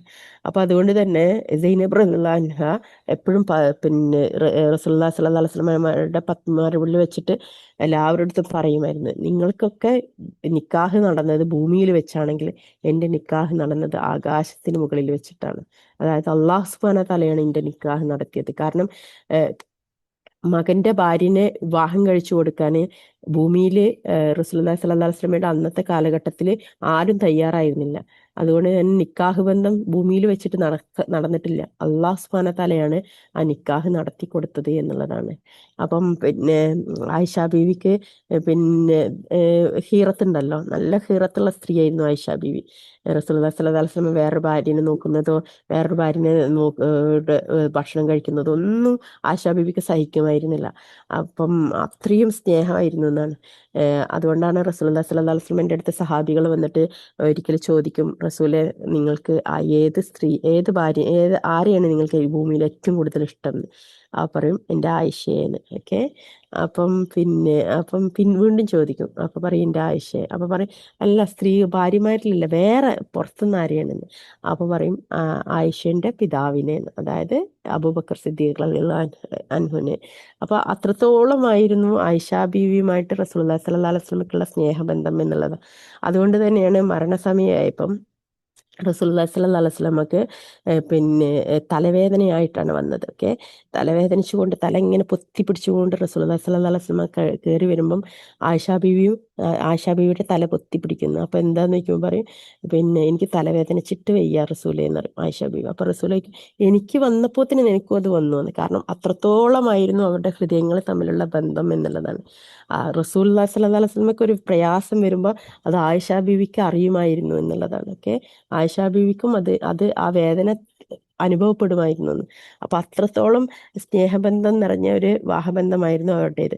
അപ്പൊ അതുകൊണ്ട് തന്നെ റസൂലുള്ളാഹി സ്വല്ലല്ലാഹു അലൈഹി വസല്ലമക്ക് മറ്റൊരു ഭാര്യ എന്ന് പറയുന്നതും റസൂലുള്ളാഹി സ്വല്ലല്ലാഹു അലൈഹി വസല്ലം വേറൊന്ന് വിവാഹം കഴിക്കുക എന്നൊക്കെ പറയുമ്പോൾ ആയിഷ ബീവിക്കായിരുന്നു ഏറ്റവും അധികം പ്രയാസം ഉണ്ടായിരുന്നത്. അപ്പൊ അതുകൊണ്ട് തന്നെ ആയിഷ ബീവി പറയും, നിങ്ങളെ ഹൃദയത്തിലുള്ളത് അള്ള കണ്ടതല്ലേ എന്ന്. അതായത് റസൂൽ ആഗ്രഹിച്ചതല്ലേ പിന്നെ സൈനബ് റളിയല്ലാഹു അൻഹനെ, അതുകൊണ്ടല്ല അള്ള അങ്ങനെ ചെയ്തു തന്നത് എന്ന് പറഞ്ഞിട്ട് റസൂലുള്ളാഹി സ്വല്ലല്ലാഹു അലൈഹി വസല്ലമയുമായിട്ട് പിന്നെ സംസാരം നടന്നിട്ടുള്ളതൊക്കെ ഹദീസുകളിലുണ്ട്. ഓക്കെ, അപ്പൊ ഇതൊക്കെ പറയുന്നത് എന്തിനാന്ന് വെച്ചിട്ടുണ്ടെന്നുണ്ടെങ്കിൽ റസൂലുള്ളാഹി സ്വല്ലല്ലാഹു അലൈഹി വസല്ലമ ഓരോ വിവാഹങ്ങൾ നടന്നതും നടത്തിയതും ഒരിക്കലും അത് റസൂൽ ആഗ്രഹിച്ചുകൊണ്ട് നടന്നതല്ല. അള്ളാഹു സുബ്ഹാനഹു വ തആല ഓരോ നിയമങ്ങൾ ഉണ്ടാക്കാൻ വേണ്ടിയിട്ട് അത് റസൂലിലൂടെ തന്നെ അള്ളാഹു സുബ്ഹാനഹു വ തആല മനുഷ്യന് മുഴുവനായിട്ട്, മനുഷ്യരാശിക്ക് മുഴുവനായിട്ട് അത് പഠിപ്പിക്കുകയാണ് ചെയ്തത്. അതിൽപ്പെട്ട ഒരു നിയമമാണ് ഇതിൽപ്പെട്ട ഈ ഒരു നിയമം എന്നുള്ളത് മനസ്സിലാക്കുക. അതായത് ദത്തുപുത്രന്മാരെ എന്തല്ല, മക്കളല്ല. ഓക്കെ, അതിനിപ്പോൾ എത്ര തന്നെ നമ്മൾ അങ്ങനെ വളർത്തിയാലും അവർക്ക് സ്വത്തിൽ അവകാശം കൊടുക്കാൻ പാടുള്ളതല്ല എന്നുള്ളതാണ് അല്ലാഹു സുബ്ഹാനഹു വ തആല അവിടെ പഠിപ്പിച്ചത്. ഓക്കെ, അതുപോലെ തന്നെ ഭാര്യമാര് ഒരിക്കലും മാതാക്കളുടെ തുല്യമല്ല. ഭാര്യയ്ക്ക് സ്ഥാനം വേറെ തന്നെയാണ്. ഉമ്മാനെ പോലെ ഒരു ഭാര്യയെ കാണാൻ പാടുള്ളതല്ല എന്നുള്ളതും കൂടിയാണ് അവിടെ പഠിപ്പിക്കുന്നത്. ഓക്കെ, നിങ്ങൾ അവരെ ദത്തുപുത്രന്മാരെ അവരുടെ പിതാക്കളിലേക്ക് ചേർത്ത് വിളിക്കുക, അതാണ് അള്ളാഹുവിന്റെ അടുക്കൽ ഏറ്റവും നീതിപൂർവമായിട്ടുള്ളത്. സോറി, അൽഹംദുലില്ലാഹ്. ഇനി അവരുടെ പിതാക്കളെ നിങ്ങൾ അറിയില്ലെങ്കിൽ അവർ മതത്തിൽ നിങ്ങളുടെ സഹോദരങ്ങളും മിത്രങ്ങളുമാകുന്നു. അബദ്ധവശാൽ നിങ്ങൾ ചെയ്തു പോയതിൽ നിങ്ങൾക്ക് കുറ്റമില്ല, പക്ഷെ നിങ്ങളുടെ ഹൃദയങ്ങൾ അറിഞ്ഞുകൊണ്ട് അത് ചെയ്തത് കുറ്റമാകുന്നു. അള്ളാഹു ഏറെ പൊറുക്കുന്നവരും കരുണാനിധിയുമാകുന്നു. അതായത് അറിഞ്ഞുകൊണ്ട് ആ തെറ്റ് ചെയ്യാൻ പാടില്ല, അറിയാതെ സംഭവിച്ചു പോയിട്ടുണ്ടെങ്കിൽ അള്ളാഹ് പുറത്തു തരുന്നതാണ് എന്നാണ്. പ്രവാചകൻ സത്യവിശ്വാസികൾക്ക് സ്വദേഹങ്ങളെക്കാളും അടുത്ത ആളാകുന്നു. അദ്ദേഹത്തിന്റെ ഭാര്യമാർ അവരുടെ മാതാക്കളാകുന്നു. രക്തബന്ധമുള്ളവർ അന്യോന്യം അള്ളാഹുവിന്റെ നിയമത്തിൽ മറ്റു വിശ്വാസികളെക്കാളും മുഹാജിറുകളെക്കാളും കൂടുതൽ അടുപ്പമുള്ളവരാകുന്നു. നിങ്ങൾ നിങ്ങളുടെ മിത്രങ്ങൾക്ക് വല്ല ഉപകാരവും ചെയ്യുന്നുവെങ്കിൽ അതിൽ നിന്ന് ഒഴിവാകുന്നു, അത് വേദഗ്രന്ഥത്തിൽ രേഖപ്പെടുത്തപ്പെട്ടതാകുന്നു. അതായത് പ്രവാചകന്റെ ഭാര്യമാര് മാതാവിന് തുല്യമാണ് ലോക മുസ്ലിങ്ങൾക്ക് മുഴുവനായിട്ട്. അതുകൊണ്ടാണ് നമ്മൾ ഉമ്മ എന്ന് വിളിക്കുന്നത്. ഓക്കെ, നമ്മുടെ ഉമ്മ എന്ന് വിളിക്കുന്നതിന്റെ കാരണം അതാണ്. ഓക്കെ, അള്ളാഹ് കൽപ്പിച്ചതാണ് റസൂലുള്ളാഹി സ്വല്ലല്ലാഹു അലൈഹി വസല്ലമയുടെ ഭാര്യമാര് ആരാണ്, നമുക്ക് ഉമ്മയാണ് എന്നുള്ളത്. അതുകൊണ്ടാണ് നമ്മുടെ ഉമ്മ, പ്രവാചകന്റെ ഭാര്യമാരെ ഉമ്മ എന്ന രീതിയിൽ നമ്മൾ ലോക മുസ്ലിങ്ങൾ മുഴുവനും പറയുന്നത്. ഓക്കെ, അതാണ് വിശ്വാസികളും പിന്നെ അതായത് രക്തബന്ധമുള്ളവർ അന്യോന്യം അള്ളാഹുവിന്റെ നിയമത്തിൽ മറ്റു വിശ്വാസികളെക്കാളും മുഹാജിറുകളെക്കാളും കൂടുതൽ അടുപ്പമുള്ളവരാകുന്നു. രക്തബന്ധം എന്ന് പറയുന്നത് അത്രയും ഉന്നതമായിട്ടുള്ള പവിത്രമായിട്ടുള്ള ബന്ധമാണ്. അള്ളാഹുവിന്റെ അർഷുമായിട്ട് ചേർക്കപ്പെട്ട ബന്ധമാണ് രക്തബന്ധം എന്ന് പറയുന്നത്. ഒക്കെ അതുകൊണ്ട് തന്നെ ആ രക്തബന്ധം മുറിക്കാൻ പാടുള്ളതല്ല. അത് അർഷുമായിട്ടുള്ള നമ്മുടെ കണക്ഷനാണ് നഷ്ടപ്പെടുത്തുന്നത്. അതുകൊണ്ടാണ് ഭൂമിയിലുള്ളവരോടുള്ള നമ്മുടെ തിന്മകൾ അല്ലെങ്കിൽ നമ്മുടെ വഴക്കുകൾ, നമ്മുടെ പ്രശ്നങ്ങൾ അത് തീരുന്നത് വരെ നമ്മുടെ അമലുകൾ ഉയർത്തപ്പെടൂല എന്ന് പറഞ്ഞു. നമ്മുടെ ഈ അമലുകൾ അള്ളാഹുലേക്ക് മടങ്ങൂല എന്ന് പറയുന്നതിന്റെ കാരണമാണ്. അതുകൊണ്ടാണ് നമ്മൾ ആരെങ്കിലും എന്തെങ്കിലും വഴക്കോ പ്രശ്നങ്ങളോ എന്തെങ്കിലും ഉണ്ടെങ്കിൽ നമ്മൾ പോയിട്ട് സോൾവ് ചെയ്യുക. അവര് എന്ത് ചെയ്തോട്ടെ, എന്ത് തന്നെ ആയാലും നമ്മൾ എന്ത് ചെയ്യുക, നമ്മളത് സോൾവ് ചെയ്ത് നമ്മൾ അതിൽ നിന്ന് ആ തിന്മയിൽ നിന്ന് വിടുതൽ നേടുക. എന്തിനു വേണ്ടിയിട്ടാ? നമ്മൾ അമൽ അള്ളാഹ് സ്വീകരിക്കാൻ വേണ്ടിയിട്ടാണത്. അത് നമ്മുടെ അമൽ അള്ളാഹ് സ്വീകരിക്കാൻ വേണ്ടിയിട്ട് നമ്മൾ ചെയ്യുന്ന നമ്മുടെ അമലാണത്. അല്ലാതെ അവരുടെ തിന്മയ്ക്ക് എതിരെ നമ്മൾ പ്രവർത്തിച്ചൊക്കെ കഴിഞ്ഞതിന് ശേഷം അള്ളാഹിനോട് പൊറുക്കലിനെ ചോദിക്കുന്നതിനേക്കാളും എത്രയോ ഹയറാണ് എന്ത്, നമ്മൾ ആ തിന്മ നമ്മൾ നമുക്ക് വേണ്ടി തന്നെ അത് മറക്കുകയും നമ്മൾ അതിൽ നിന്ന് വിടുതൽ വാങ്ങിക്കുകയും ചെയ്യും. അതുകൊണ്ടാണ് നമ്മൾ ഭൂമിയിൽ നമുക്ക് എന്ത് പ്രശ്നങ്ങളുണ്ടെങ്കിലും ഉള്ളിലിങ്ങനെ ഭയങ്കരമായിട്ട് വിങ്ങുന്നുണ്ടാവും, ഭയങ്കര വിഷമമുണ്ടാവും. പല ആളുകൾക്കും വിവാഹബന്ധങ്ങൾ ഒക്കെ ഒക്കെ ഭയങ്കര പ്രശ്നങ്ങൾ, ട്രോമ സ്റ്റേജിലേക്ക് പോകുന്നതൊക്കെ ഈ ഒരു ഇത് പഠിച്ചു കഴിഞ്ഞാലുണ്ടല്ലോ, ഇതിൽ നിന്നൊക്കെ നമുക്ക് വിടുതൽ വാങ്ങിക്കാൻ പറ്റും. ഈ ട്രോമ സ്റ്റേജിലേക്ക് പോകുന്നതും അതുപോലെ തന്നെ നമ്മുടെ എന്താ പറയുക, നഫ്സ് പിന്നെ എന്താ പറയുക, ഇന്നത്തെ കാലത്ത് പറയല്ലോ, നമ്മൾ ഒന്നും ചെയ്യാൻ കഴിയാത്ത രീതിയിൽ നമ്മുടെ മനസ്സ് ഇതാകുന്നതും, നമ്മൾ നമ്മുടെ ലൈഫിൽ നമ്മൾ എല്ലാം നഷ്ടപ്പെട്ടവരായിക്കൊണ്ട് നമ്മൾ മനസ്സിങ്ങനെ ഇടങ്ങറായി നടക്കുന്നതൊക്കെ ആളുകളുമായിട്ടുള്ള ബന്ധത്തിന്റെ മുകളിൽ സംഭവിക്കുന്ന പ്രശ്നങ്ങളാണ്. നമുക്ക് വന്ന ഒരുപാട് വിഷമങ്ങളിൽ കൂടി വരുമ്പോൾ വന്ന് നമ്മൾ എന്താവും, നമ്മുടെ ഡിപ്രഷൻ സ്റ്റേജിലേക്ക് നമ്മുടെ മനസ്സ് പോകും. ഇതൊക്കെ എന്തുകൊണ്ടാന്ന് വെച്ചിട്ടുണ്ടെങ്കിൽ ഈ ഒരു രീതിയിൽ നമ്മൾ അതിനെ കണ്ട് നമ്മൾ അതിൽ നിന്ന് വിടുതൽ വാങ്ങിക്കാത്തതുകൊണ്ട് സംഭവിക്കുന്നതാണ്. തെറ്റുകളുണ്ടാവും, നമുക്ക് ഭയങ്കര പ്രശ്നങ്ങൾ ഉണ്ടാക്കിയിട്ടുണ്ടാവും, നമ്മളെ ഭയങ്കരമായിട്ട് അവർ ദ്രോഹിച്ചിട്ടുണ്ടാവും, ഒക്കെ ഉണ്ടാവും. പക്ഷെ കാലം കൊണ്ട് എന്ത് ചെയ്യണം നമ്മളതിനെ മറന്ന് നമ്മൾ അവർക്ക് വിട്ടുകൊടുത്ത് നമ്മൾ സ്വയം അതിൽ നിന്ന് വിടുതൽ വാങ്ങിക്കണം. എന്തിനു വേണ്ടിയിട്ടാണ്? നമുക്ക് വേണ്ടിയിട്ടാണത്. ഒരിക്കലും അവർക്ക് വേണ്ടിയിട്ടല്ല നമ്മളത് ചെയ്യുന്നത്. നമുക്ക് നമ്മുടെ മനസ്സ് സമാധാനത്തിലായാലേ, നമ്മുടെ മനസ്സ് ഫ്രീ ആയാൽ മാത്രമേ നമുക്കൊരു നന്മയിലേക്ക് നമുക്ക് പോകാൻ പറ്റുള്ളൂ. അല്ലെങ്കിൽ കാലാകാലം ഈ പ്രശ്നത്തിൽ തന്നെ നമ്മുടെ മനസ്സ് ഇങ്ങനെ നിന്ന് നമ്മുടെ ദുനിയാവിൽ നമ്മൾ ഒരു അമലും നേടാതെ നമ്മൾ ഈ ഒരു തന്നെ നമ്മൾ പറഞ്ഞിട്ടും പറഞ്ഞിട്ടും നമ്മൾ കരഞ്ഞിട്ടും നമ്മൾ ഇങ്ങനെ ജീവിച്ച് ഒന്നും നേടുന്നില്ല. ഭൂമിയിൽ നിന്ന് നമുക്ക് ഉണ്ടാക്കാവുന്ന ഒരുപാട് അമലുകളുണ്ട്. നമ്മുടെ നഫ്സ് കൊണ്ടാണെങ്കിലും നമ്മുടെ സ്വഭാവം കൊണ്ടാണെങ്കിലും നമ്മുടെ പ്രവർത്തനങ്ങൾ കൊണ്ടാണെങ്കിലും ഒരുപാട് ദുനിയാവിൽ നേടിയെടുക്കാൻ പറ്റും. നമുക്ക് പല പല കാര്യങ്ങൾ ചെയ്തിട്ട് നമുക്ക് പല രീതിയിൽ നമ്മുടെ ജീവിതത്തിനെ സന്തോഷത്തിലാക്കാൻ പറ്റും. ഇതൊന്നും ചെയ്യാൻ പറ്റാതെ നമ്മൾ ഉള്ളതിൽ തന്നെ നമ്മളെ അടിഞ്ഞുകൂടി നമ്മുടെ ജീവിതം നശിപ്പിച്ച് കളയുന്നത് ഈ ഒരു ഇതിൻ്റെ അർത്ഥം നമ്മൾ പഠിക്കാത്തത് കൊണ്ടാണ്. നമ്മൾ വിട്ടുകൊടുക്കാനും നമ്മൾ മാപ്പ് കൊടുക്കാനും തയ്യാറായിട്ടില്ല എന്നുണ്ടെങ്കിൽ നമ്മളാണ് നശിക്കുന്നത്, അവരല്ല നശിക്കുന്നത്. ഇബ്ലീസ് നമ്മളെ നശിപ്പിക്കുകയാണ് ചെയ്യുന്നത്. മറ്റൊരാൾക്ക് വിട്ടുകൊടുക്കാതെ പുറത്തു കൊടുക്കാതെ അവരിൽ നിന്ന് വിടുതൽ വാങ്ങിക്കാതെ നമ്മളിങ്ങനെ നടക്കുമ്പോൾ ഇബ്ലീസ് സന്തോഷിക്കുകയാണ്. കാരണം എന്താ? അള്ളാന്റെ ഒരു അടിമയെ അവനെ നശിപ്പിച്ചു. എന്നാൽ നമ്മളത് വിട്ടു മാപ്പാക്കി കൊടുത്ത് പുറത്തു കൊടുത്ത് നമ്മളതിൽ നിന്ന് മനസ്സിനെ മാറ്റി നമ്മളെ വഴിക്ക് വേറെ വഴിക്ക് നമ്മൾ പോയി കഴിഞ്ഞാൽ നമ്മളെന്താവും? നമ്മൾ ഒരുപാട് നല്ല നല്ല അമലുകൾ ചെയ്യും, നമ്മൾ ജീവിതത്തിൽ ഉയർച്ചയിലാവും, നമ്മളെ ഒരുപാട് കാര്യങ്ങൾ ചെയ്യാനുള്ള മാനസികാവസ്ഥ നമുക്ക് കിട്ടും. അള്ളാഹ് അതിനുള്ള വഴികൾ നമുക്ക് തുറന്നു തരും. അങ്ങനെ നമ്മൾ നമ്മുടെ ജീവിതത്തിൽ വിജയിച്ചവരായിട്ട് മാറും. അത് ഇബ്ലീസ് എന്ത് ചെയ്യൂല? അത് ചെയ്യാൻ നമ്മൾ സമ്മതിക്കൂല. അതുകൊണ്ടാണ് നമ്മൾ ഡിപ്രഷൻ സ്റ്റേജ് എന്നൊക്കെ പറഞ്ഞിട്ട് നമ്മൾ പോകുന്നതും മാനസികമായിട്ട് നമ്മൾ പല പ്രശ്നങ്ങളിലും പെടുന്നതൊക്കെ ഇങ്ങനെയുള്ള ആളുകളാണ്. അപ്പൊ അതുകൊണ്ട് തന്നെ അള്ളാഹുവിനെ സംബന്ധിച്ചിടത്തോളം എന്താണ് നമ്മളോട് പറയുന്നത്? എന്താണ്? നിങ്ങൾ കുടുംബ ബന്ധങ്ങളെ നിങ്ങൾ പവിത്രത കൽപ്പിക്കണം. അതൊക്കെ അള്ളാഹ് കൽപ്പിച്ചതിന്റെ കാരണം എന്താണ്? കുടുംബ ബന്ധങ്ങളിലൊക്കെ പ്രശ്നങ്ങൾ ഉണ്ടാവും, നല്ല പ്രശ്നങ്ങൾ ഉണ്ടാവും. പ്രത്യേകിച്ചും സ്വത്ത് ഭാഗം വെക്കുന്ന സമയങ്ങളൊക്കെ വന്നു കഴിഞ്ഞാൽ പിന്നെ കുടുംബം മുഴുവൻ കലങ്ങി മറിയും. കലങ്ങി മറിയാന്ന് പറഞ്ഞിട്ടുണ്ടെങ്കിൽ ഇന്ന് വരെ കാണാത്ത രീതിയിലൊക്കെ ആളുകളുടെ മുഖമൊക്കെ നമ്മൾ കാണും. നമ്മൾ ഇന്ന് വരെ ഇക്കാക്കാന്ന് വിളിച്ച, ഇത്താത്താന്ന് വിളിച്ച, അല്ലെങ്കിൽ അനിയത്തിന്ന് വിളിച്ച ആളുകളൊന്നും ആവൂല. സ്വത്ത് ഭാഗം വെക്കുന്ന സമയം വന്നു കഴിഞ്ഞാൽ അവരൊക്കെ പല പല പല മുഖങ്ങളിൽ നമ്മൾ കാണും. അവരൊക്കെ ഇതുവരെ ഇതായിരുന്നോ അവരുടെ ഉള്ളിൽ ഉണ്ടായിരുന്നൊക്കെ നമുക്ക് തോന്നിപ്പോകുന്ന രീതിയിലൊക്കെ അവർ സംസാരിക്കുന്നതൊക്കെ നമ്മൾ കൺമുമ്പിൽ കാണും. പക്ഷെ നമ്മളെ സ്റ്റേറ്റിൽ നമ്മൾ മാറ്റം വരുത്താൻ പാടില്ല. രക്തബന്ധമാണ്, അള്ളാഹ് കൽപ്പിച്ചതാണ്. അത് ഇബ്ലീസ് എന്നെ വഴി തെറ്റിക്കാൻ നോക്കും എന്നുള്ളത് മനസ്സിലാക്കിക്കൊണ്ട് നമ്മൾ എന്ത് ചെയ്യണം? നമ്മൾ അതിൽ നിന്ന് വിട്ടുമാറണം. പ്രശ്നങ്ങൾ ഉണ്ടാവും, സംസാരങ്ങളൊക്കെ ഉണ്ടാവും. സംസാരം കഴിഞ്ഞാൽ അത് വിട്ട് കളയണം. അതുമായിട്ട് ബന്ധേയില്ല. ആ നടന്ന സംഭവത്തിനുമായിട്ടുള്ള ബന്ധമാണ്. അതായത് ആ സ്വത്ത് ഭാഗം വെക്കുന്നതുമായിട്ടുള്ള പ്രശ്നമാണ് ഉണ്ടായത്. അല്ലാതെ കുടുംബ ബന്ധവുമായിട്ട് അത് ഒരു തരത്തിൽ അതിനെ ബന്ധപ്പെടുത്താൻ പാടില്ല. ആ സ്വത്തുമായിട്ട് ബന്ധപ്പെട്ടിട്ടുള്ള പ്രശ്നം ആ സ്വത്തുമായിട്ട് ബന്ധപ്പെട്ടത് തന്നെ ആക്കിയിട്ട് നമ്മൾ വെക്കുക. നമ്മൾ കുടുംബ ബന്ധവുമായിട്ട് അതിനെ കണക്കാക്കാനും പാടില്ല, ബന്ധപ്പെടുത്താനും പാടില്ല. അങ്ങനെ വല്ലതും ഉണ്ടായിക്കഴിഞ്ഞ് നമ്മൾ സംസാരമില്ലാതായി, നമ്മൾ അങ്ങോട്ടും കൊണ്ട് പോക്കും വരവില്ലാതായി, അവസാനം എന്താവും? അത് അള്ളാഹുലേക്ക് നമ്മുടെ അമലുകൾ ഉയരാതെ നമ്മളും എന്താവും? അവസാനം നശിച്ചു പോകും. അപ്പം അള്ളാഹു സുബ്ഹാനഹു വ തആല ഇതിൽ പറയുന്നത് എന്താ വെച്ചിട്ടുണ്ടെങ്കിൽ, സത്യവിശ്വാസികളെ സംബന്ധിച്ചിടത്തോളം റസൂലുള്ളാഹി സ്വല്ലല്ലാഹു അലൈഹി വസല്ലം എന്താണ്? നമ്മളെക്കാളും നമ്മുടെ നഫ്സിനേക്കാളും ലോകത്തിലുള്ള മറ്റാരെക്കാളും ഭർത്താവിനേക്കാളും മാതാപിതാക്കളെക്കാളും ഒക്കെ നമുക്ക് ഏറ്റവും കൂടുതൽ ബന്ധമുള്ളതാണ്. ഭൂമിയിലെ ഏറ്റവും കൂടുതൽ ബന്ധം നമുക്ക് ആരുമായിട്ടാണ്? റസൂലുള്ളാഹി സ്വല്ലല്ലാഹു അലൈഹി വസല്ലമയുമായിട്ടാണ്. ഓക്കെ, അതാണ് അള്ളാഹു സുബ്ഹാനഹു വ തആല കൽപ്പിച്ചിട്ടുള്ളത്. ഓക്കെ, എന്റെ ദേഹം ഏതൊരുവന്റെ കൈവശമാണോ അവൻ തന്നെയാണ് സത്യം. നിങ്ങളിൽ ഒരാൾക്കും അവന്റെ ദേഹത്തെക്കാളും അവന്റെ ധനത്തെക്കാളും അവന്റെ സന്താനത്തെക്കാളും എല്ലാ മനുഷ്യരെക്കാളും കൂടുതൽ ഇഷ്ടപ്പെടുന്നവൻ ഞാൻ ആയിത്തീരുന്നത് വരെ അവൻ സത്യവിശ്വാസിയാവുകയില്ല എന്നാണ്. അതായത് നമ്മളെ പിന്നെ സ്നേഹബന്ധം, നമ്മുടെ കുടുംബ ബന്ധം എല്ലാത്തിനേക്കാളും റസൂലുമായിട്ടുള്ള ബന്ധം നമ്മൾക്ക് വരാതെ എന്താവില്ല? നമ്മൾ ഒരിക്കലും സത്യവിശ്വാസിയാവുകയില്ല.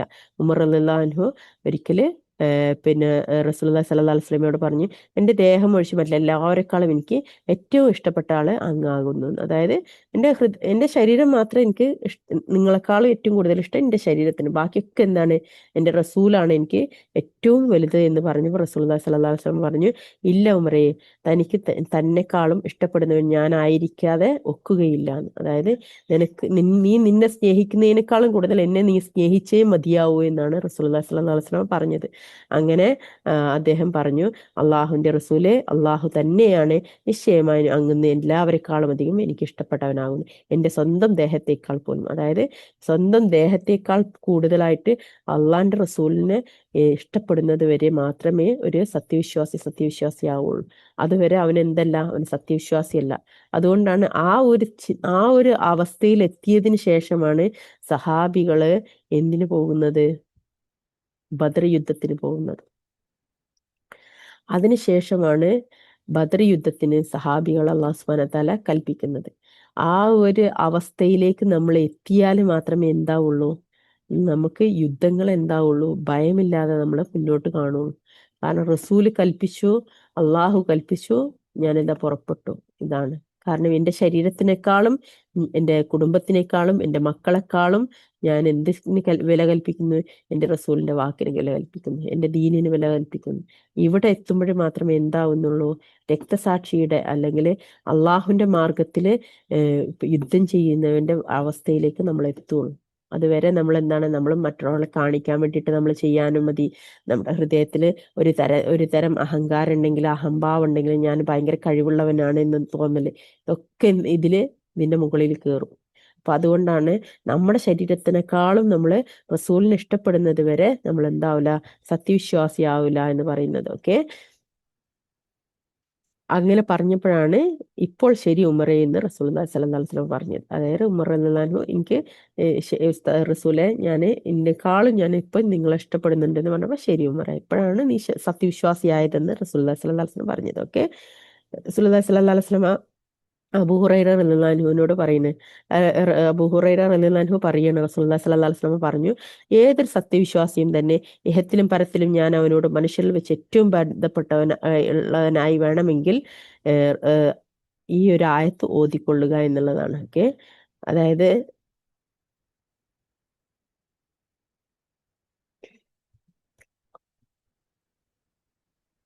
ഈ ഓതണം എന്നുള്ളതാണ്. അതായത് നമ്മള് ഭൂമിയിൽ നമുക്ക് സത്യവിശ്വാസി ആവണം എന്നുണ്ടെങ്കിൽ എന്താണ്, ഇഹത്തിലും പരത്തിലും, അതായത് ഭൂമിയിലും ആ പരലോകത്തും നമ്മളെക്കാളും കൂടുതൽ റസൂലിനെ സ്നേഹിക്കുന്നത് വരെ നമ്മൾ എന്താവില്ല, നമ്മള് സത്യവിശ്വാസി ആവുകയില്ല എന്നാണ്. ആകയാൽ വല്ലവനും, ഒരു വിശ്വാസി വല്ലതനവും വിട്ട് മരിച്ചു പോകുന്ന പക്ഷം അവന്റെ അവകാശികൾ ആരായാലും ശരി, അതവർ അനന്തരം എടുത്തുകൊള്ളട്ടെ. ആരെങ്കിലും കടമോ അഗതികളെ വിട്ടുപോകുന്ന പക്ഷം എൻ്റെ അടുക്കൽ വരട്ടെ, ഞാൻ അവന്റെ മൗലയാകുന്നു, ഞാൻ അവന്റെ ബന്ധുവാകുന്നു എന്നാണ്. ഓക്കെ, അതായത് പിന്നെ അള്ളാഹു സുബ്ഹാനഹു വ തആല അതായത് സത്യവിശ്വാസികൾ ആരെങ്കിലും മരിക്കുകയും കടം ബാക്കി വെക്കുകയും ചെയ്യുന്നതായാൽ അത് വീട്ടുന്നത് എൻ്റെ ബാധ്യതയാണ്, ധനം വിട്ടുപോയാൽ അതവൻ്റെ അവകാശികൾക്കുമാകുന്നു എന്നാണ്. ഓക്കെ, അതായത് ഇത് അന്നത്തെ കാലത്ത് സഹാബികളെടുത്ത് പറഞ്ഞതാണ്. അതായത് റസൂലുള്ളാഹി സ്വല്ലല്ലാഹു അലൈഹി വസല്ലം അത് ഏറ്റെടുക്കും എന്നുള്ളതാണ്. അന്ന് സഹാബികളൊക്കെ മരണപ്പെട്ട് കഴിഞ്ഞാൽ പിന്നീട് റസൂലുള്ളാഹി സ്വല്ലല്ലാഹു അലൈഹി വസല്ലം ആയിരുന്നു ആ കുടുംബത്തിനെ നോക്കിയിരുന്നതും ആ കുടുംബത്തിന്റെ ചെലവ് നടത്തി കൊടുത്തിരുന്നതും ഒക്കെ റസൂലുള്ളാഹി സ്വല്ലല്ലാഹു അലൈഹി വസല്ലം ആയിരുന്നു. റസൂലുള്ളാഹി സ്വല്ലല്ലാഹു അലൈഹി വസല്ലമയുടെ ഭാര്യമാരൊക്കെ, ഭർത്താക്കന്മാര് മരിച്ച ഭാര്യമാരൊക്കെ ഉണ്ടായിരുന്നു. അപ്പൊ അവർക്കൊക്കെ കുറെ മക്കളൊക്കെ ഉണ്ടായിരുന്നു. അവരൊക്കെ റസൂലുള്ളാഹി സ്വല്ലല്ലാഹു അലൈഹി വസല്ലമ എടുത്തു വളർത്തിയ പോലെയായിരുന്നു എന്ന് റസൂലുള്ളാഹി സ്വല്ലല്ലാഹു അലൈഹി വസല്ലമ ഏറ്റെടുത്തിരുന്നു എന്നുള്ളതാണ്. അപ്പൊ റസൂലുള്ളാഹി സ്വല്ലല്ലാഹു അലൈഹി വസല്ലമക്കാണ് അതിനുള്ള അവകാശം, അത് റസൂലുള്ളാഹി സ്വല്ലല്ലാഹു അലൈഹി വസല്ലം പൂർത്തിയാക്കും എന്നുള്ളതാണ്. ഓക്കെ, ധനം ഉണ്ടെന്നുണ്ടെങ്കിൽ അത് അവന്റെ അവകാശികൾക്ക് ഉള്ളതാണ് എന്നുള്ളതാണ്. ഓക്കെ,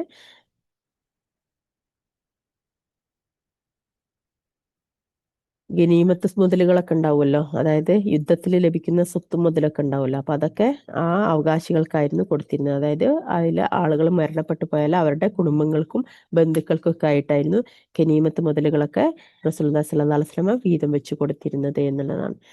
റസൂലുള്ളാഹി സ്വല്ലല്ലാഹു അലൈഹി വസല്ലമയുടെ പത്നിമാര് അതുപോലെ തന്നെ സത്യവിശ്വാസികളുടെ ഉമ്മമാരാകുന്നു. ഇതാണ് രണ്ടാമത് അല്ലാഹു സുബ്ഹാനഹു വ തആല പറഞ്ഞത്. ഓക്കെ, അവര് നമുക്ക് മാതാവാണ്. അവരെ ആദരിക്കുകയും ബഹുമാനിക്കുകയും ചെയ്യണം. അവരെക്കുറിച്ച് പറയുമ്പോൾ റളിയല്ലാഹു അൻഹ എന്ന് പറയണം.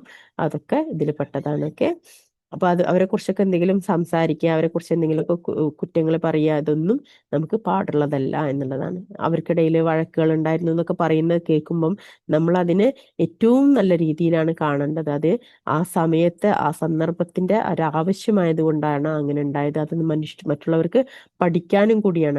ഒരു സ്റ്റോറി നമുക്ക് പഠനത്തിലാകാൻ വേണ്ടിയിട്ട് നമ്മുടെ ജീവിതത്തിൽ അത് പകർത്തി നമുക്ക് അതിൽ നിന്ന് കിട്ടാവുന്ന എങ്ങനെയാണ് ആ സമയത്ത് നമ്മൾ എങ്ങനെയാണ് നിൽക്കേണ്ടത് എന്നുള്ളത് കൂടി പഠിപ്പിക്കുകയാണ് അല്ലാഹു സുബ്ഹാനഹു വ തആല. അതുപോലെ തന്നെ രക്തചാർച്ചയുള്ള കുടുംബങ്ങൾ തമ്മിലാണ് കൂടുതൽ ബന്ധമുള്ളത് എന്നാണ്. അതായത് മദീനയില് മക്കയിൽ നിന്ന് വന്ന ആളുകൾ ഉണ്ടായിരുന്നു, ഹിജ്റ വന്ന സഹാബികൾ ഉണ്ടായിരുന്നു.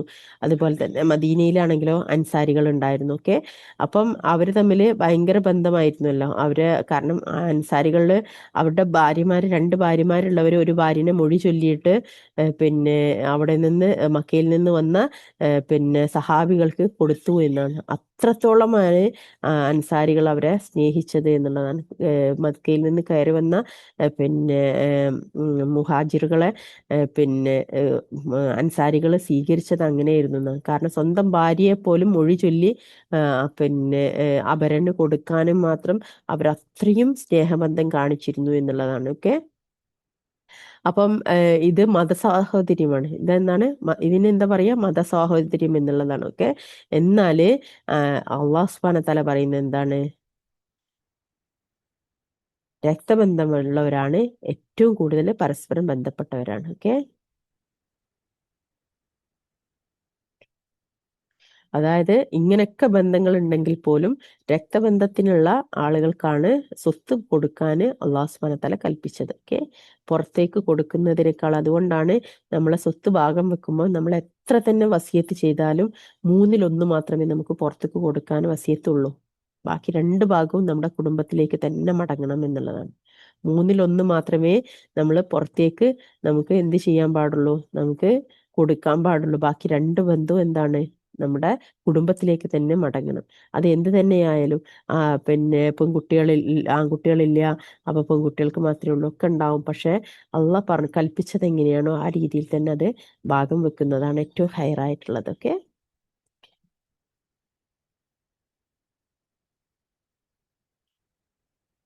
ഇതാണ് നമ്മൾ പഠിക്കേണ്ടത്. ഓക്കെ, പിന്നെ രക്തബന്ധമില്ലാത്ത ബന്ധുക്കൾക്ക് പിന്നെ അവർ സത്യവിശ്വാസികളോ മുഹാജിറുകളോ പിന്നെ ഇന്ന തരത്തിലുള്ളവർക്ക് വസിയത്തായിട്ട് വല്ല ഉപകാരം ചെയ്യുന്നതിന് ഈ നിയമം തടസ്സമല്ല. അതാണ് പറഞ്ഞത്, 1/3 പുറത്തേക്ക് കൊടുക്കാം, ബാക്കി 2 ഭാഗം എന്ത് ചെയ്യണം, അത് നമ്മളെ കുടുംബത്തിലേക്ക് തന്നെ മടങ്ങണം എന്നുള്ളതാണ്.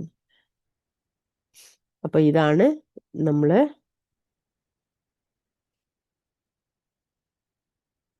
അതായത് മരുമക്കത്തായം എന്നൊക്കെ പറയുന്ന നമ്മുടെ നാടുകളിലുള്ള പല കാര്യങ്ങളുണ്ടല്ലോ. ഇതൊക്കെ എന്താണ്, ഇതിനൊക്കെ എഗെയിൻസ്റ്റ് ആണെന്ന് മനസ്സിലാക്കുക. മരുമക്കത്തായത്തിലൂടെയൊക്കെ സ്വത്ത് ഉണ്ടാക്കുന്നതൊക്കെ അതായത് ആയിരിക്കും ഉണ്ടാവുക. അപ്പൊ ആ പെൺമക്കൾക്ക് മാത്രമായിട്ട് സ്വത്ത് ഭാഗം വെച്ച് പോകുന്നതൊക്കെ, കുടുംബത്തിലേക്ക് സ്വത്ത് പോകാതിരിക്കുന്നതൊക്കെ എന്താണ്, തെറ്റായിട്ടുള്ള കാര്യമാണെന്ന് അല്ലാഹു സുബ്ഹാനഹു വ തആല അവിടെ പഠിപ്പിക്കുന്നതൊക്കെ.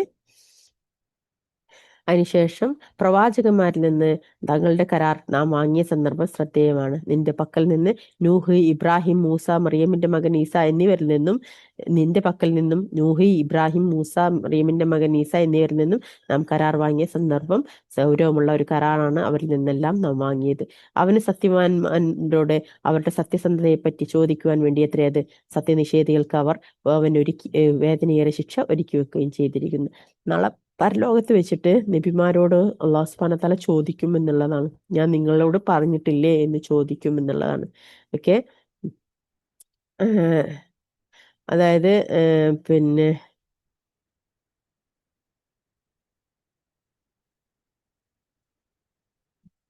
അതായത് പിന്നെ നാളെ പരലോകത്ത് വെച്ചിട്ട്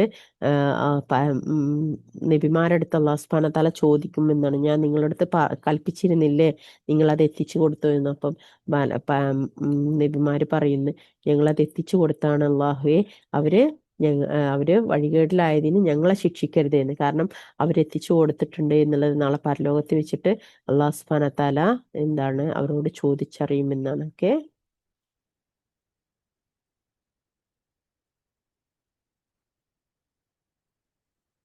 സത്യവിശ്വാസികളെ, നിങ്ങളുടെ അടുത്ത് കുറെ സൈന്യം വരികയും അപ്പോൾ അവരുടെ നേരെ ഒരു കാറ്റും നിങ്ങൾ കാണാത്ത സൈന്യങ്ങളെയും അയക്കുകയും ചെയ്ത സന്ദർഭത്തിൽ അള്ളാഹു നിങ്ങൾക്ക് ചെയ്തു തന്ന അനുഗ്രഹം നിങ്ങൾ ഓർക്കുക. അള്ളാഹു നിങ്ങൾ പ്രവർത്തിക്കുന്നത് കണ്ടറിയുന്നവനാകുന്നു. നിങ്ങളുടെ മുകൾ ഭാഗത്ത് കൂടിയും നിങ്ങളുടെ താഴ്ഭാഗത്ത് കൂടിയും അവർ നിങ്ങളുടെ അടുക്കൽ വന്ന സന്ദർഭം ദൃഷ്ടികൾ തെന്നിപ്പോവുകയും ഹൃദയങ്ങൾ തൊണ്ടയിലെത്തുകയും നിങ്ങൾ അള്ളാഹുവെ പറ്റി പല ധാരണകളും ധരിച്ചു പോവുകയും ചെയ്തിരുന്ന സന്ദർഭം. അതായത് പിന്നെ മദീനയെ ഉപരോധത്തിൽ പെടുത്തിയിട്ടുണ്ടായിരുന്നു ഒരു കാലത്ത്. ഒക്കെ അങ്ങനെ പിന്നെ ശത്രുക്കൾ എന്ത് ചെയ്തു, മദീനയെ മുഴുവൻ വലം വെക്കുകയും അങ്ങനെ ഉപരോധം ഏർപ്പെടുത്തിയെന്നാണ്. അങ്ങനെ പിന്നെ സാമ്പത്തിക വിഷമവും ഭക്ഷണം ഇല്ലാത്ത അവസ്ഥയും ഒക്കെ ആയിട്ട് ജനങ്ങൾ എന്ത് ചെയ്ത് ഭയങ്കര പ്രയാസത്തിലായി എന്നാണ്. ഒക്കെ പിന്നെ ഇത് ഇത് പിന്നെ മുസ്ലിങ്ങൾക്ക് അന്ന് ഭയങ്കര പ്രയാസം ഉണ്ടാക്കിയിരുന്നു എന്നുള്ളതാണ്. ഒക്കെ അങ്ങനെ അള്ളാഹു സുബ്ഹാനഹു വ തആല മുസ്ലിങ്ങളുടെ സത്യവിശ്വാസത്തെ പുറത്തെടുത്തു എന്നുള്ളതാണ്. നമുക്കും ഇതേപോലെ തന്നെ ഇന്ന് നമുക്ക് കാണുന്ന ആ സന്ദർഭം നമ്മൾ ആലോചിച്ചാൽ മതി. അള്ളാഹുലുള്ള വിശ്വാസത്തിലാണ് നമ്മൾ ഇതിനെ നോക്കി കാണേണ്ടത് എന്നുള്ളതാണ്. അതായത് മുകൾ ഭാഗത്ത് കൂടിയും നിങ്ങളുടെ താഴ്ഭാഗത്ത് കൂടിയും അവർ നിങ്ങളുടെ അടുക്കൽ വന്ന സന്ദർഭം ദൃഷ്ടികൾ തെന്നിപ്പോവുകയും ഹൃദയങ്ങൾ തൊണ്ടയിലെത്തുകയും നിങ്ങൾ അള്ളാഹുവെ പറ്റി പല ധാരണകളും ധരിച്ചു പോവുകയും ചെയ്തിരുന്ന സന്ദർഭം. അവിടെ വെച്ച് വിശ്വാസികൾ പരീക്ഷിക്കപ്പെടുകയും അവർ കിടുകിടെ വിറപ്പിക്കപ്പെടുകയും ചെയ്യും. സുബ്ഹാനല്ലാഹ്. അത് എല്ലാ കാലത്തും സംഭവിക്കും കേട്ടോ. അത് നമ്മളെ വിശ്വാസത്തെ പൂർണ്ണമായിട്ടും പുറത്തെടുക്കാതെ അള്ളാഹു സുബ്ഹാനഹു വ തആല നമ്മളെ ഭൂമിയിൽ നിന്ന് കൊണ്ടുപോകലാണ്. അത് എല്ലാ സത്യവിശ്വാസികൾക്കും വരും. അത് പല തരത്തിലായിരിക്കുന്നു മാത്രം. നമ്മൾ കാണുന്ന ഒരേ രീതിയിൽ തന്നെ എല്ലാവർക്കും വരണമെന്നില്ല. ഒരു കൂട്ടർക്ക് ഒരു രീതിയിലാണെങ്കിൽ ഒരു കൂട്ടർക്ക് വേറെ ഒരാൾക്ക് പേഴ്സണലായിട്ട് അവന്റെ വീടിന്റെ ഉള്ളിലായിരിക്കും അത് സംഭവിക്കുന്നത്. എന്തായാലും പക്ഷെ അത് സംഭവിക്കുന്നത് നമ്മൾ വിറപ്പിക്കപ്പെടും എന്നുള്ളത് ഉറപ്പുള്ള കാര്യമാണ്. ഒരു സത്യവിശ്വാസിക്ക് അത് സംഭവിച്ചിരിക്കും. നമ്മോട് അള്ളാഹും അവന്റെ ദൂതനും വാഗ്ദാനം ചെയ്തത് വഞ്ചന മാത്രമാണെന്ന് കപടവിശ്വാസികൾ ഹൃദയത്തിൽ രോഗമുള്ളവരും പറയുകയും ചെയ്യുന്ന സന്ദർഭം. ഓക്കെ. അതായത് അള്ളാഹ് വഞ്ചിച്ചോ, അള്ളാഹ് നമ്മളെ ഇടങ്ങേറിലാക്കിയോ എന്നുള്ള തോന്നിപ്പിക്കുന്ന രീതിയിൽ നമ്മൾ എത്തും എന്നുള്ളത്. യസ്രിബുകാരെ, നിങ്ങൾക്ക് നിൽക്കക്കള്ളിയില്ല, അതിനാൽ നിങ്ങൾ മടങ്ങിക്കളയൂ എന്ന് അവരിൽ നിന്ന് ഒരു വിഭാഗം പറയുകയും ചെയ്ത സന്ദർഭം. ഞങ്ങളുടെ വീടുകളും ഭദ്രതയില്ലാത്തതാകുന്നു എന്ന് പറഞ്ഞുകൊണ്ട് അവരിൽ ഒരു ഭാഗം യുദ്ധരംഗം വിട്ടുപോകാൻ നബിയോട് അനുവാദം തേടുകയും ചെയ്തു. യഥാർത്ഥത്തിൽ അവർ ഭദ്രതയില്ലാത്തവരല്ല, അവർ ഓടിക്കളയുവാൻ ഉദ്ദേശിക്കുന്നു എന്ന് മാത്രം. അതിന്റെ മദീനയുടെ വിവിധ ഭാഗങ്ങളിലൂടെ ശത്രുക്കൾ അവരുടെ അടുത്ത് ചെല്ലുകയും എന്നിട്ട് മുസ്ലിങ്ങൾക്കെതിരെ കുഴപ്പമുണ്ടാക്കാൻ അവരോട് ആവശ്യപ്പെടുകയുമാണെങ്കിൽ അവരത് ചെയ്തു കൊടുക്കുന്നതാണ്. അവരതിന് താമസം വരുത്തുകയില്ല, കുറച്ച് മാത്രമല്ലാതെ. തങ്ങൾ പിന്തിരിഞ്ഞു പോകുകയില്ലെന്ന് മുമ്പ് അവർ അള്ളാഹുവോട് ഉടമ്പടി ചെയ്തിട്ടുണ്ടായിരുന്നു. അള്ളാഹുവിന്റെ ഉടമ്പടി ചോദ്യം ചെയ്യപ്പെടുന്നതാണ്. നബിയെ പറയുക, മരണത്തിൽ നിന്നോ കൊലയിൽ നിന്നോ നിങ്ങൾ ഓടിക്കളയുകയാണെങ്കിൽ ആ ഓട്ടം നിങ്ങൾക്ക് പ്രയോജനപ്പെടുകയില്ല. അങ്ങനെ ഓടി രക്ഷപ്പെട്ടാലും അല്പമല്ലാതെ നിങ്ങൾക്ക് ജീവിതസുഖം നൽകപ്പെടുകയുമില്ല. അല്ലേ? നമ്മളിപ്പോ എത്ര തന്നെ ഓടിയാലും മരണത്തിൽ നിന്നല്ലേ നമ്മൾ ഓടാൻ നോക്കുന്നത്, അല്ലെ? മരിക്കാതിരിക്കാനുള്ള രക്ഷപ്പെടലല്ലേ നമ്മളെ മനസ്സിലുള്ള വരുന്ന ചിന്ത. പക്ഷെ എത്ര ഓടിയാലും ആ മരണം എന്തായാലും വരുമല്ലോ, അല്ലെ? 60 വയസ്സ് 70 വയസ്സ് അതിലപ്പുറത്തേക്ക് അത് പോകൂലല്ലോ. എന്തായാലും കുറച്ചു കാലം കഴിഞ്ഞാൽ ആ സംഭവിക്കുകയും ചെയ്യും. പിന്നെ ഇന്ന് ഓടിയാലും നാളെ ഓടിയാലും തുല്യത ഒന്ന് തന്നെയാണ്. എന്താണ്? അള്ളാഹുലേക്കാണ് മടക്കം. അപ്പൊ ഇന്ന് അള്ളാഹുവിന്റെ മാർഗത്തില് അത് ഏറ്റവും നല്ല രീതിയിൽ അത് സ്വീകരിക്കുന്നതാണോ നല്ലത്? അത് ഓടി ഓടി ഓടി തളർന്ന് അവസാനം അള്ളാഹ് തന്നെ നമ്മളെ റൂഹിനെ പിടിക്കുന്നതാണ് നല്ലത്? നമ്മളായിട്ട് അള്ളാഹുലേക്ക് മടങ്ങുന്നതാണ് നല്ലത് എന്നുള്ളതല്ലേ നമ്മൾ മനസ്സിലാക്കേണ്ടതെന്നാണ് അള്ളാഹു സുബ്ഹാനഹു ചോദിക്കുന്നത്. പറയുക, അള്ളാഹു നിങ്ങൾക്ക് വല്ല ദോഷം വരുത്താൻ ഉദ്ദേശിച്ചിട്ടുണ്ടെങ്കിൽ അഥവാ അവൻ നിങ്ങൾക്ക് വല്ല കാരുണ്യം നൽകാൻ ഉദ്ദേശിച്ചിട്ടുണ്ടെങ്കിൽ അള്ളാഹുൽ നിന്ന് നിങ്ങളെ കാത്തുരക്ഷിക്കാൻ ആരാണുള്ളത്? തങ്ങൾക്ക് അള്ളാഹുവിന് പുറമെ യാതൊരു രക്ഷാധികാരിയെയും സഹായിയും അവൻ കണ്ടെത്തുകയില്ല. നിങ്ങളുടെ കൂട്ടത്തിലുള്ള മുടക്കികളെയും തങ്ങളുടെ സഹോദരങ്ങളോട് ഞങ്ങളുടെ അടുത്തേക്ക് വരൂ എന്ന് പറയുന്നവരെയും അള്ളാഹു അറിയുന്നുണ്ട്. ചുരുക്കത്തിലല്ലാതെ അവർ യുദ്ധത്തിന് ചെല്ലുകയില്ല. നിങ്ങൾക്കെതിരിൽ പിശുക്ക് കാണിക്കുന്നവരായിരിക്കും അവർ. അങ്ങനെ യുദ്ധഭയം വന്നാൽ അവർ നിന്നെ ഉറ്റുനോക്കുന്നതായി നിനക്ക് കാണാം. മരണവെപ്രാളം കാണിക്കുന്ന ഒരാളെപ്പോലെ അവരുടെ കണ്ണുകൾ കറങ്ങിക്കൊണ്ടിരിക്കും. എന്നാൽ യുദ്ധഭയം നീങ്ങിപ്പോയാലോ, ധനത്തിൽ ദുർമോഹം പൂണ്ടവരായിക്കൊണ്ട് മൂർച്ചയേറിയ നാവുകൾ കൊണ്ട് അവർ നിങ്ങളെ കുത്തിപ്പറയുകയും ചെയ്യും. അത്തരക്കാർ വിശ്വസിച്ചിട്ടില്ല. അതിനാൽ അള്ളാഹു അവരുടെ കർമ്മങ്ങൾ നിഷ്ഫലമാക്കിയിരിക്കുന്നു. അത് അള്ളാഹുവെ സംബന്ധിച്ചിടത്തോളം നിസ്സാരമായ ഒരു കാര്യമാകുന്നു. സംഘടിത കക്ഷികൾ പോയി കഴിഞ്ഞിട്ടില്ലെന്നാണ് അവർ കപടന്മാർ വിചാരിക്കുന്നത്. സംഘടിത കക്ഷികൾ ഇനിയും വരികയാണെങ്കിലോ, യുദ്ധത്തിൽ പങ്കെടുക്കാതെ തങ്ങളുടെ വിവരങ്ങൾ അന്വേഷിച്ചറിഞ്ഞുകൊണ്ട് ആ ഗ്രാമീണ അറബികളുടെ കൂടെ മരുഭൂമി വാസികളായി കഴിഞ്ഞിരുന്നെങ്കിൽ എന്നായിരിക്കും ആ കപടന്മാർ കൊതിക്കുന്നത്. അവർ നിങ്ങളുടെ കൂട്ടത്തിലായിരുന്നാലും ചുരുക്കത്തിലല്ലാതെ അവർ യുദ്ധം ചെയ്യുകയില്ല. തീർച്ചയായും നിങ്ങൾക്ക് അള്ളാഹുവിന്റെ ദൂതന് ഉത്തമമായ മാതൃകയുണ്ട്. അതായത് അള്ളാഹുയും അന്ത്യദിനത്തെയും പ്രതീക്ഷിച്ചു കൊണ്ടിരിക്കുകയും അള്ളാഹു ധാരാളമായി ഓർമ്മിക്കുകയും ചെയ്തു വരുന്നവർക്ക്. സത്യവിശ്വാസികൾ സംഘടിത കക്ഷികളെ കണ്ടപ്പോൾ ഇപ്രകാരം പറഞ്ഞു: ഇത് അള്ളാഹുവും അവന്റെ ദൂതനും ഞങ്ങളോട് വാഗ്ദാനം ചെയ്തിട്ടുള്ളതാകുന്നു. അള്ളാഹുവും അവന്റെ ദൂതനും സത്യമാണ് പറഞ്ഞിട്ടുള്ളത്. അതവർക്ക് വിശ്വാസവും അർപ്പണബോധവും വർദ്ധിപ്പിക്കുക മാത്രമേ ചെയ്തിട്ടുള്ളൂ. സത്യവിശ്വാസികളുടെ കൂട്ടത്തിൽ ചില പുരുഷന്മാരുണ്ട്. ഏതൊരു കാര്യത്തിൽ അള്ളാഹുവോട് അവർ ഉടമ്പടി ചെയ്യുന്നു അതിൽ അവർ സത്യസന്ധത പുലർത്തി. അങ്ങനെ അവരിൽ ചിലർ രക്തസാക്ഷിത്വത്തിലൂടെ തങ്ങളുടെ പ്രതിജ്ഞ നിറവേറ്റി. അവരിൽ ചിലർ അത് കാത്തിരിക്കുന്നു. അവർ ഉടമ്പടിക്ക് യാതൊരു മാറ്റവും വരുത്തിയിട്ടില്ല. സത്യവാന്മാർക്ക് തങ്ങളുടെ സത്യസന്ധതയ്ക്കുള്ള പ്രതിഫലം അള്ളാഹു നൽകുവാൻ വേണ്ടി അവർ ഉദ്ദേശിക്കുന്ന പക്ഷം കപടവിശ്വാസികളെ ശിക്ഷിക്കുകയോ അല്ലെങ്കിൽ അവരുടെ പശ്ചാത്താപം സ്വീകരിക്കുകയോ ചെയ്യുവാൻ വേണ്ടിയും തീർച്ചയായും അള്ളാഹു ഏറെ പൊറുക്കുന്നവനും കരുണാനിധിയുമാകുന്നു. സത്യനിഷേധികളെ അവരുടെ ഈർഷ്യയോടെ തന്നെ അള്ളാഹു തിരിച്ചയക്കുകയും ചെയ്തു. യാതൊരു ഗുണവും അവർ നേടിയില്ല. സത്യവിശ്വാസികൾക്ക് അള്ളാഹു യുദ്ധത്തിന്റെ ആവശ്യമില്ലാതാക്കി. അള്ളാഹു ശക്തനും പ്രതാപനവാനുമാകുന്നു.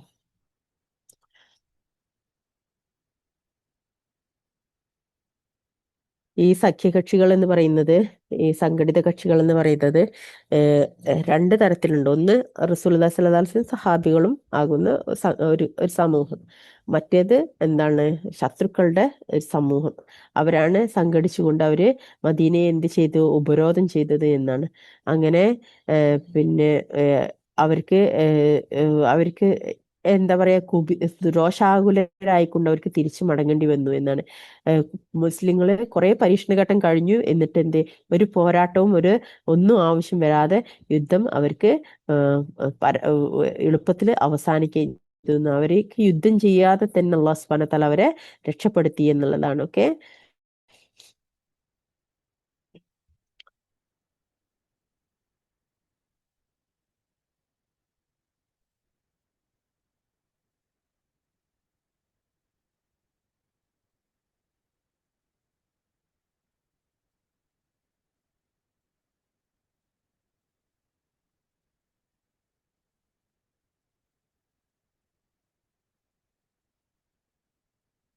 അതായത് ഈ കഥ എന്ന് പറയുന്നത് തണുപ്പുള്ള ഒരു സമയത്തായിരുന്നു എന്നാണ്. ഭയങ്കര തണുപ്പ് നടന്നൊരു സമയത്തായിരുന്നു ഈ ഖന്തക്ക് യുദ്ധം നടക്കുന്നത്. ഓക്കെ. അങ്ങനെ പിന്നെ റസൂലുള്ളാഹി സ്വല്ലല്ലാഹു അലൈഹി വസല്ലമയും സഹാബികളും എന്ത് ചെയ്തു?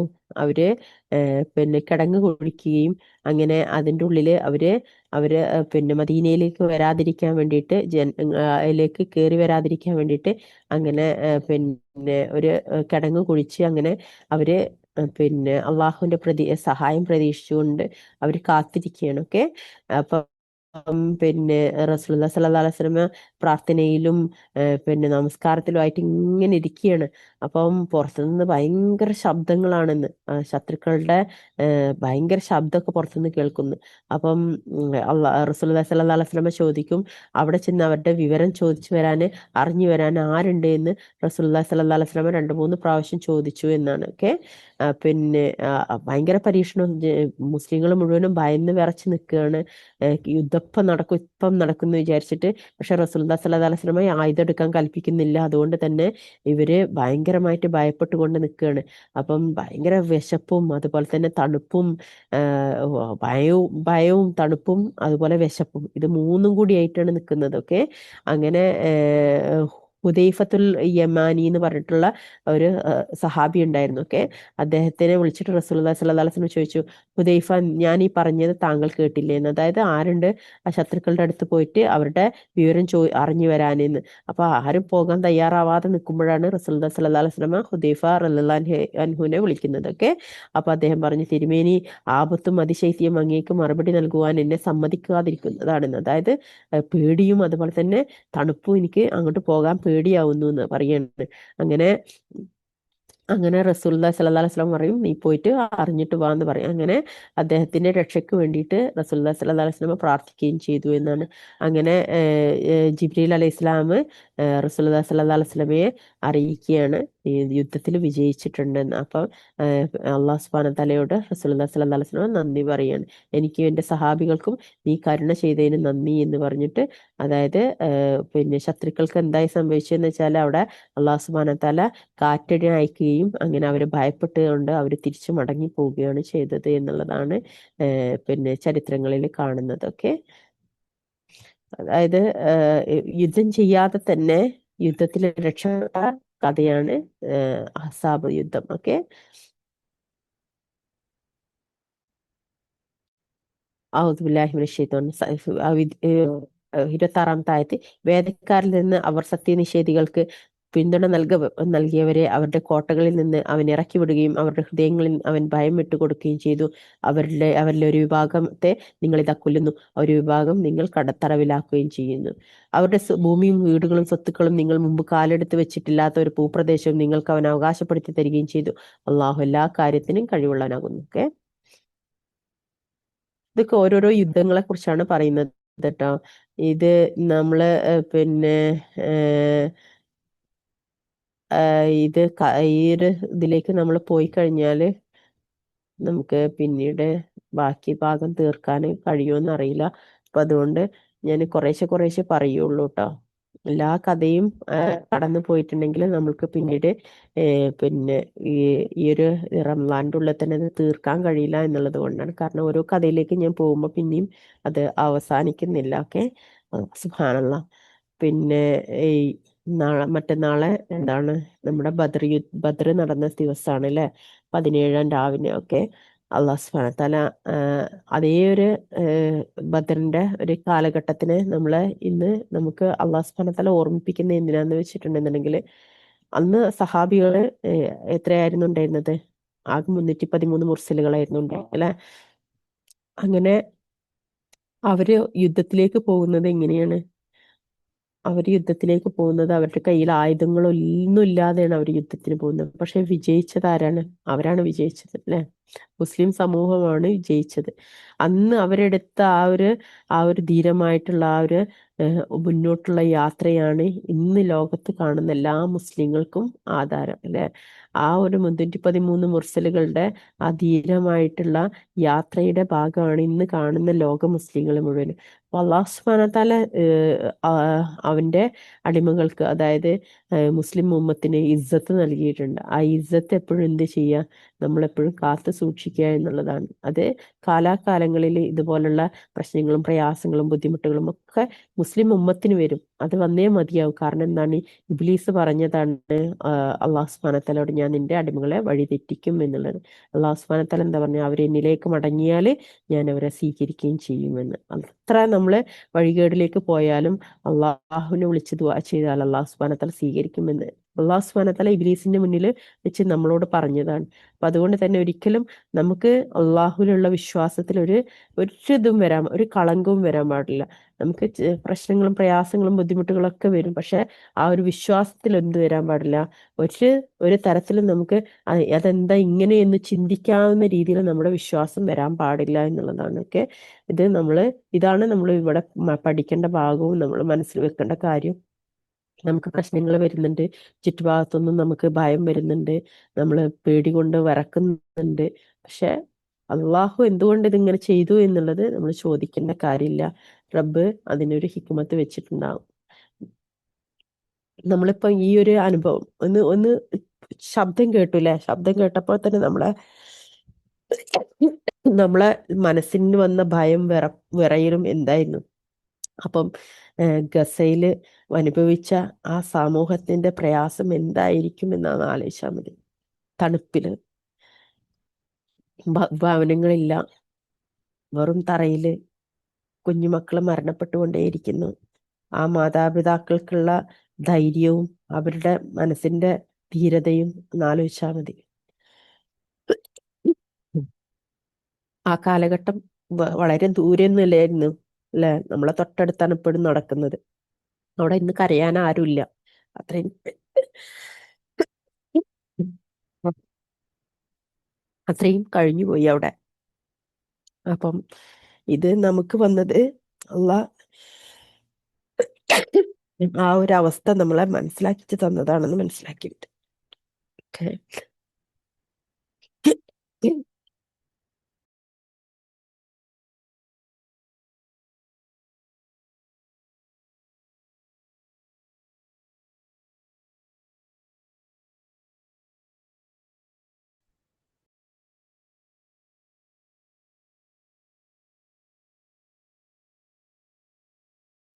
അൽഹംദുലില്ലാ, നമ്മുടെ ജീവിതത്തിലും ഭയത്തെ അല്ലാഹു സുബ്ഹാനഹു വ തആല ഇടും എന്നുള്ളത് നമ്മളെ മനസ്സിലാക്കി തന്നതാണിത്. നമ്മളടുത്ത് പറ്റിയ തെറ്റുകൾ അല്ലാഹു സുബ്ഹാനഹു വ തആല പുറത്തു തരട്ടെ. നമുക്ക് ജീവിതത്തില് അള്ളാഹുവിനെ തൃപ്തിപ്പെട്ടുകൊണ്ട് ജീവിക്കാനുള്ള തൗഫീക്ക് നൽകി അനുഗ്രഹിക്കട്ടെ. ആമീൻ യാ റബ്ബൽ ആലമീൻ. ബാക്കി ഭാഗം ഇൻഷാ അല്ലാഹ് നാളെ എടുക്കാട്ടോ. അൽഹംദുലില്ലാഹി റബ്ബിൽ ആലമീൻ. ربنا تقبل منا إنك أنت السميع العليم وتب علينا إنك أنت التواب الرحيم. ربنا آتنا في الدنيا حسنة وفي الآخرة حسنة وقنا عذاب النار. ربنا آتنا في الدنيا حسنة وفي الآخرة حسنة وقنا عذاب النار. ربنا هب لنا من أزواجنا وذرياتنا قرة أعين واجعلنا للمتقين إماما. رب ارحمنا كما ربياني صغيرا. ربي هب لي من الصالحين. ربي هب لي من لدنك ذرية طيبة إنك سميع الدعاء. يا غني الله أغنني بفضلك من سواك. ربي انزل من سلم بارك أنت خير المنزلين. اللهم يسر ولا تعسر وتمم بالخير.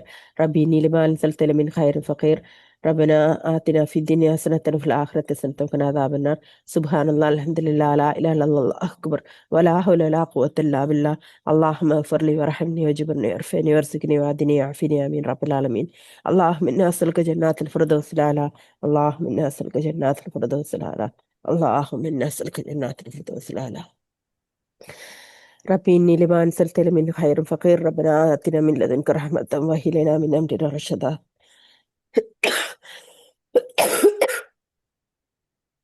ربنا آتنا من لدنك رحمة وهب لنا من أمرنا رشدا. رب اشرح لي صدري ويسر لي أمري. اللهم لا سهل إلا ما جعلته سهلا وأنت تجعل الحسن إذا شئت سهلا. سبحان الله الحمد لله لا إله إلا الله الله أكبر ولا حول ولا قوة إلا بالله. الحمد لله رب العالمين. إنا لله وإنا إليه راجعون. اللهم اجرني في مصيبتي واخلف لي خيرا منها. അള്ളാഹു റഹ്മാൻ റഹീമിനെ അള്ളാഹു ഈ മജ്ലിസിനെ നീ സ്വീകരിക്കണമേ. അറിഞ്ഞുകൊണ്ട് അറിയാതെ സംഭവിച്ചു പോയ എല്ലാ തെറ്റുകളും കുറ്റങ്ങളും പാപങ്ങളും ദോഷങ്ങളും നീ പുറത്ത് മാപ്പാക്കി തരണമേ. ലോകത്തും പരലോകത്തും വിജയം വരിച്ച് നിന്റെ തിമരാടിമകളുടെ കൂട്ടത്തിൽ ഉൾപ്പെടുത്തി അനുഗ്രഹിക്കണമേ.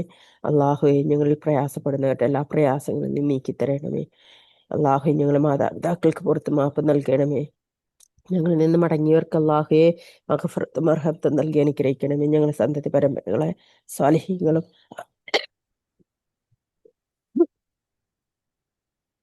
ആരിഫീങ്ങളും ആഫില്യങ്ങളും ഖുർആന്റെ അഹ്ലികാരിൽ ഉൾപ്പെടുത്തി അനുഗ്രഹിക്കണമേ. അള്ളാഹു ഞങ്ങളിൽ ഭയം കൊണ്ട് പ്രയാസപ്പെടുന്നവരുടെ ആ പ്രയാസത്തെ നീ എത്രയും പെട്ടെന്ന് നീക്കി തരണമേ. ശത്രുക്കളിലേക്ക് തന്നെ നീ മടക്കണമേ. അള്ളാഹുയെ തീജ്വാല അവരിലേക്ക് തന്നെ നീ തിരിച്ചു മടക്കണമേ. ഞങ്ങളുടെ മുസ്ലിം ഉമ്മത്തിന് അള്ളാഹുയെ ഈ എല്ലാ പ്രയാസങ്ങളിൽ നിന്ന് പരിപൂർണമായി രക്ഷപ്പെടുത്തി അനുഗ്രഹിക്കണമേ.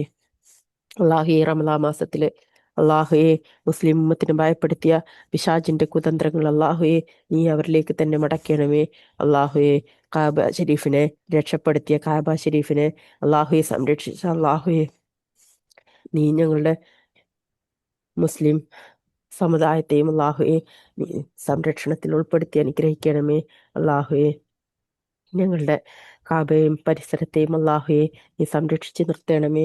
അള്ളാഹുയെ ഞങ്ങൾക്ക് ഇനി ഒരുപാട് ഉംറയും ഹജ്ജും ചെയ്യാനുള്ള തൗഫീഖ് അള്ളാഹുയെ നീ നൽകി അനുഗ്രഹിക്കണമേ. യാ റഹ്മാൻ റഹീമിൻ. അള്ളാഹുയെ ശത്രുക്കളുടെ കുതന്ത്രങ്ങൾ അള്ളാഹുവെ ഞങ്ങളെക്കാളും നന്നായിട്ടറിയുന്നവനായ അള്ളാഹുവെ അവരുടെ കുതന്ത്രങ്ങളെ നീ നശിപ്പിച്ചു കളയണമേ. അവരിലേക്ക് തന്നെ നീ മടക്കണമേ. ശത്രുക്കൾക്ക് അവർ തന്നെയാണ് അള്ളാഹുവെ ഉത്തമം. അതുകൊണ്ട് തന്നെ അള്ളാഹുവെ ശത്രുക്കളെ കൊണ്ട് തന്നെ അള്ളാഹുവെ നീ നശിപ്പിച്ചു കളയണമേ. മുസ്ലിം ഉമ്മത്തിന് അള്ളാഹുവെ നീ കാത്തുരക്ഷിക്കണമേ. അള്ളാഹുവെ ഖന്തക്കും അള്ളാഹുവെ ബദ്രും ഒക്കെ ഞങ്ങളെ പഠിപ്പിച്ച അള്ളാഹുവെ ഞങ്ങളെ അള്ളാഹുവെ നീ സ്ഥൈര്യമായിട്ട് സ്ഥിരതയോടെ കൂടി നിലകൊള്ളാനുള്ള തൗഫീക്ക് നൽകി അനുഗ്രഹിക്കണമേ. ഞങ്ങളെ ഭരണാധികാരികൾക്ക് അള്ളാഹുവെ സ്ഥൈര്യം നൽകി അനുഗ്രഹിക്കണമേ. അള്ളാഹുവെ നിന്നോട് കരുണ കാണിക്കാത്തവരെ ഞങ്ങൾക്ക് അള്ളാഹുവെ നേതാക്കളാക്കരുത്. യാ റഹ്മാൻ അള്ളാഹുവെ ഇഹലോകത്തും പരലോകത്തും വിജയം വരിച്ച് നിന്റെ ഒറ്റവരെ അടിമകളാകാൻ തൗഫീക്ക് നൽകി അള്ളാഹുവെ സ്വർഗത്തിൽ ജന്നാത്തുൽ ഫിർദൗസിലായ നിന്നെ കൺകുളിർക്ക് കണ്ടുമുട്ടാനുള്ള തൗഫീക്ക് നൽകി അനുഗ്രഹിക്കുകയും ചെയ്യണമേ. ഞങ്ങളുടെ സന്തതി പരമ്പരകളെ അള്ളാഹുവെ അവർക്ക് നീ കാരുണ്യമേകണമേ. അള്ളാഹുവെ ഇബ്ലീസിന്റെ ചതിയിൽ നിന്നും കുതന്ത്രങ്ങളിൽ നിന്നും ഞങ്ങളെയും അവരെയും കാത്തുരക്ഷിക്കണമേ. ആമീൻ യാ റബ്ബൽ ആലമീൻ. ربنا تقبل منا إنك أنت السميع العليم وتب علينا إنك أنت التواب الرحيم. سبحانك اللهم وبحمدك أشهد أن لا إله إلا أنت أستغفرك وأتوب إليك. الحمد لله رب العالمين حمدا كثيرا طيبا مبارك فيه. الحمد لله رب العالمين. اللهم صل على محمد وعلى ال محمد كما صليت على ابراهيم وعلى ال ابراهيم انك حميد مجيد. اللهم بارك على محمد وعلى ال محمد كما باركت على ابراهيم وعلى ال ابراهيم انك حميد مجيد. اللهم صل على محمد وعلى ال محمد كما صليت على ابراهيم وعلى ال ابراهيم انك حميد مجيد. اللهم بارك على محمد وعلى ال محمد كما باركت على ابراهيم وعلى ال ابراهيم انك حميد مجيد. الحمد لله رب العالمين. السلام عليكم ورحمة الله وبركاته. وعليكم السلام ورحمة الله وبركاته. جزاكم الله وعليكم خير. السلام ورحمة الله وبركاته. وعليكم السلام ورحمة الله وبركاته. Waalaikumsalam warahmatullahi wabarakatuh.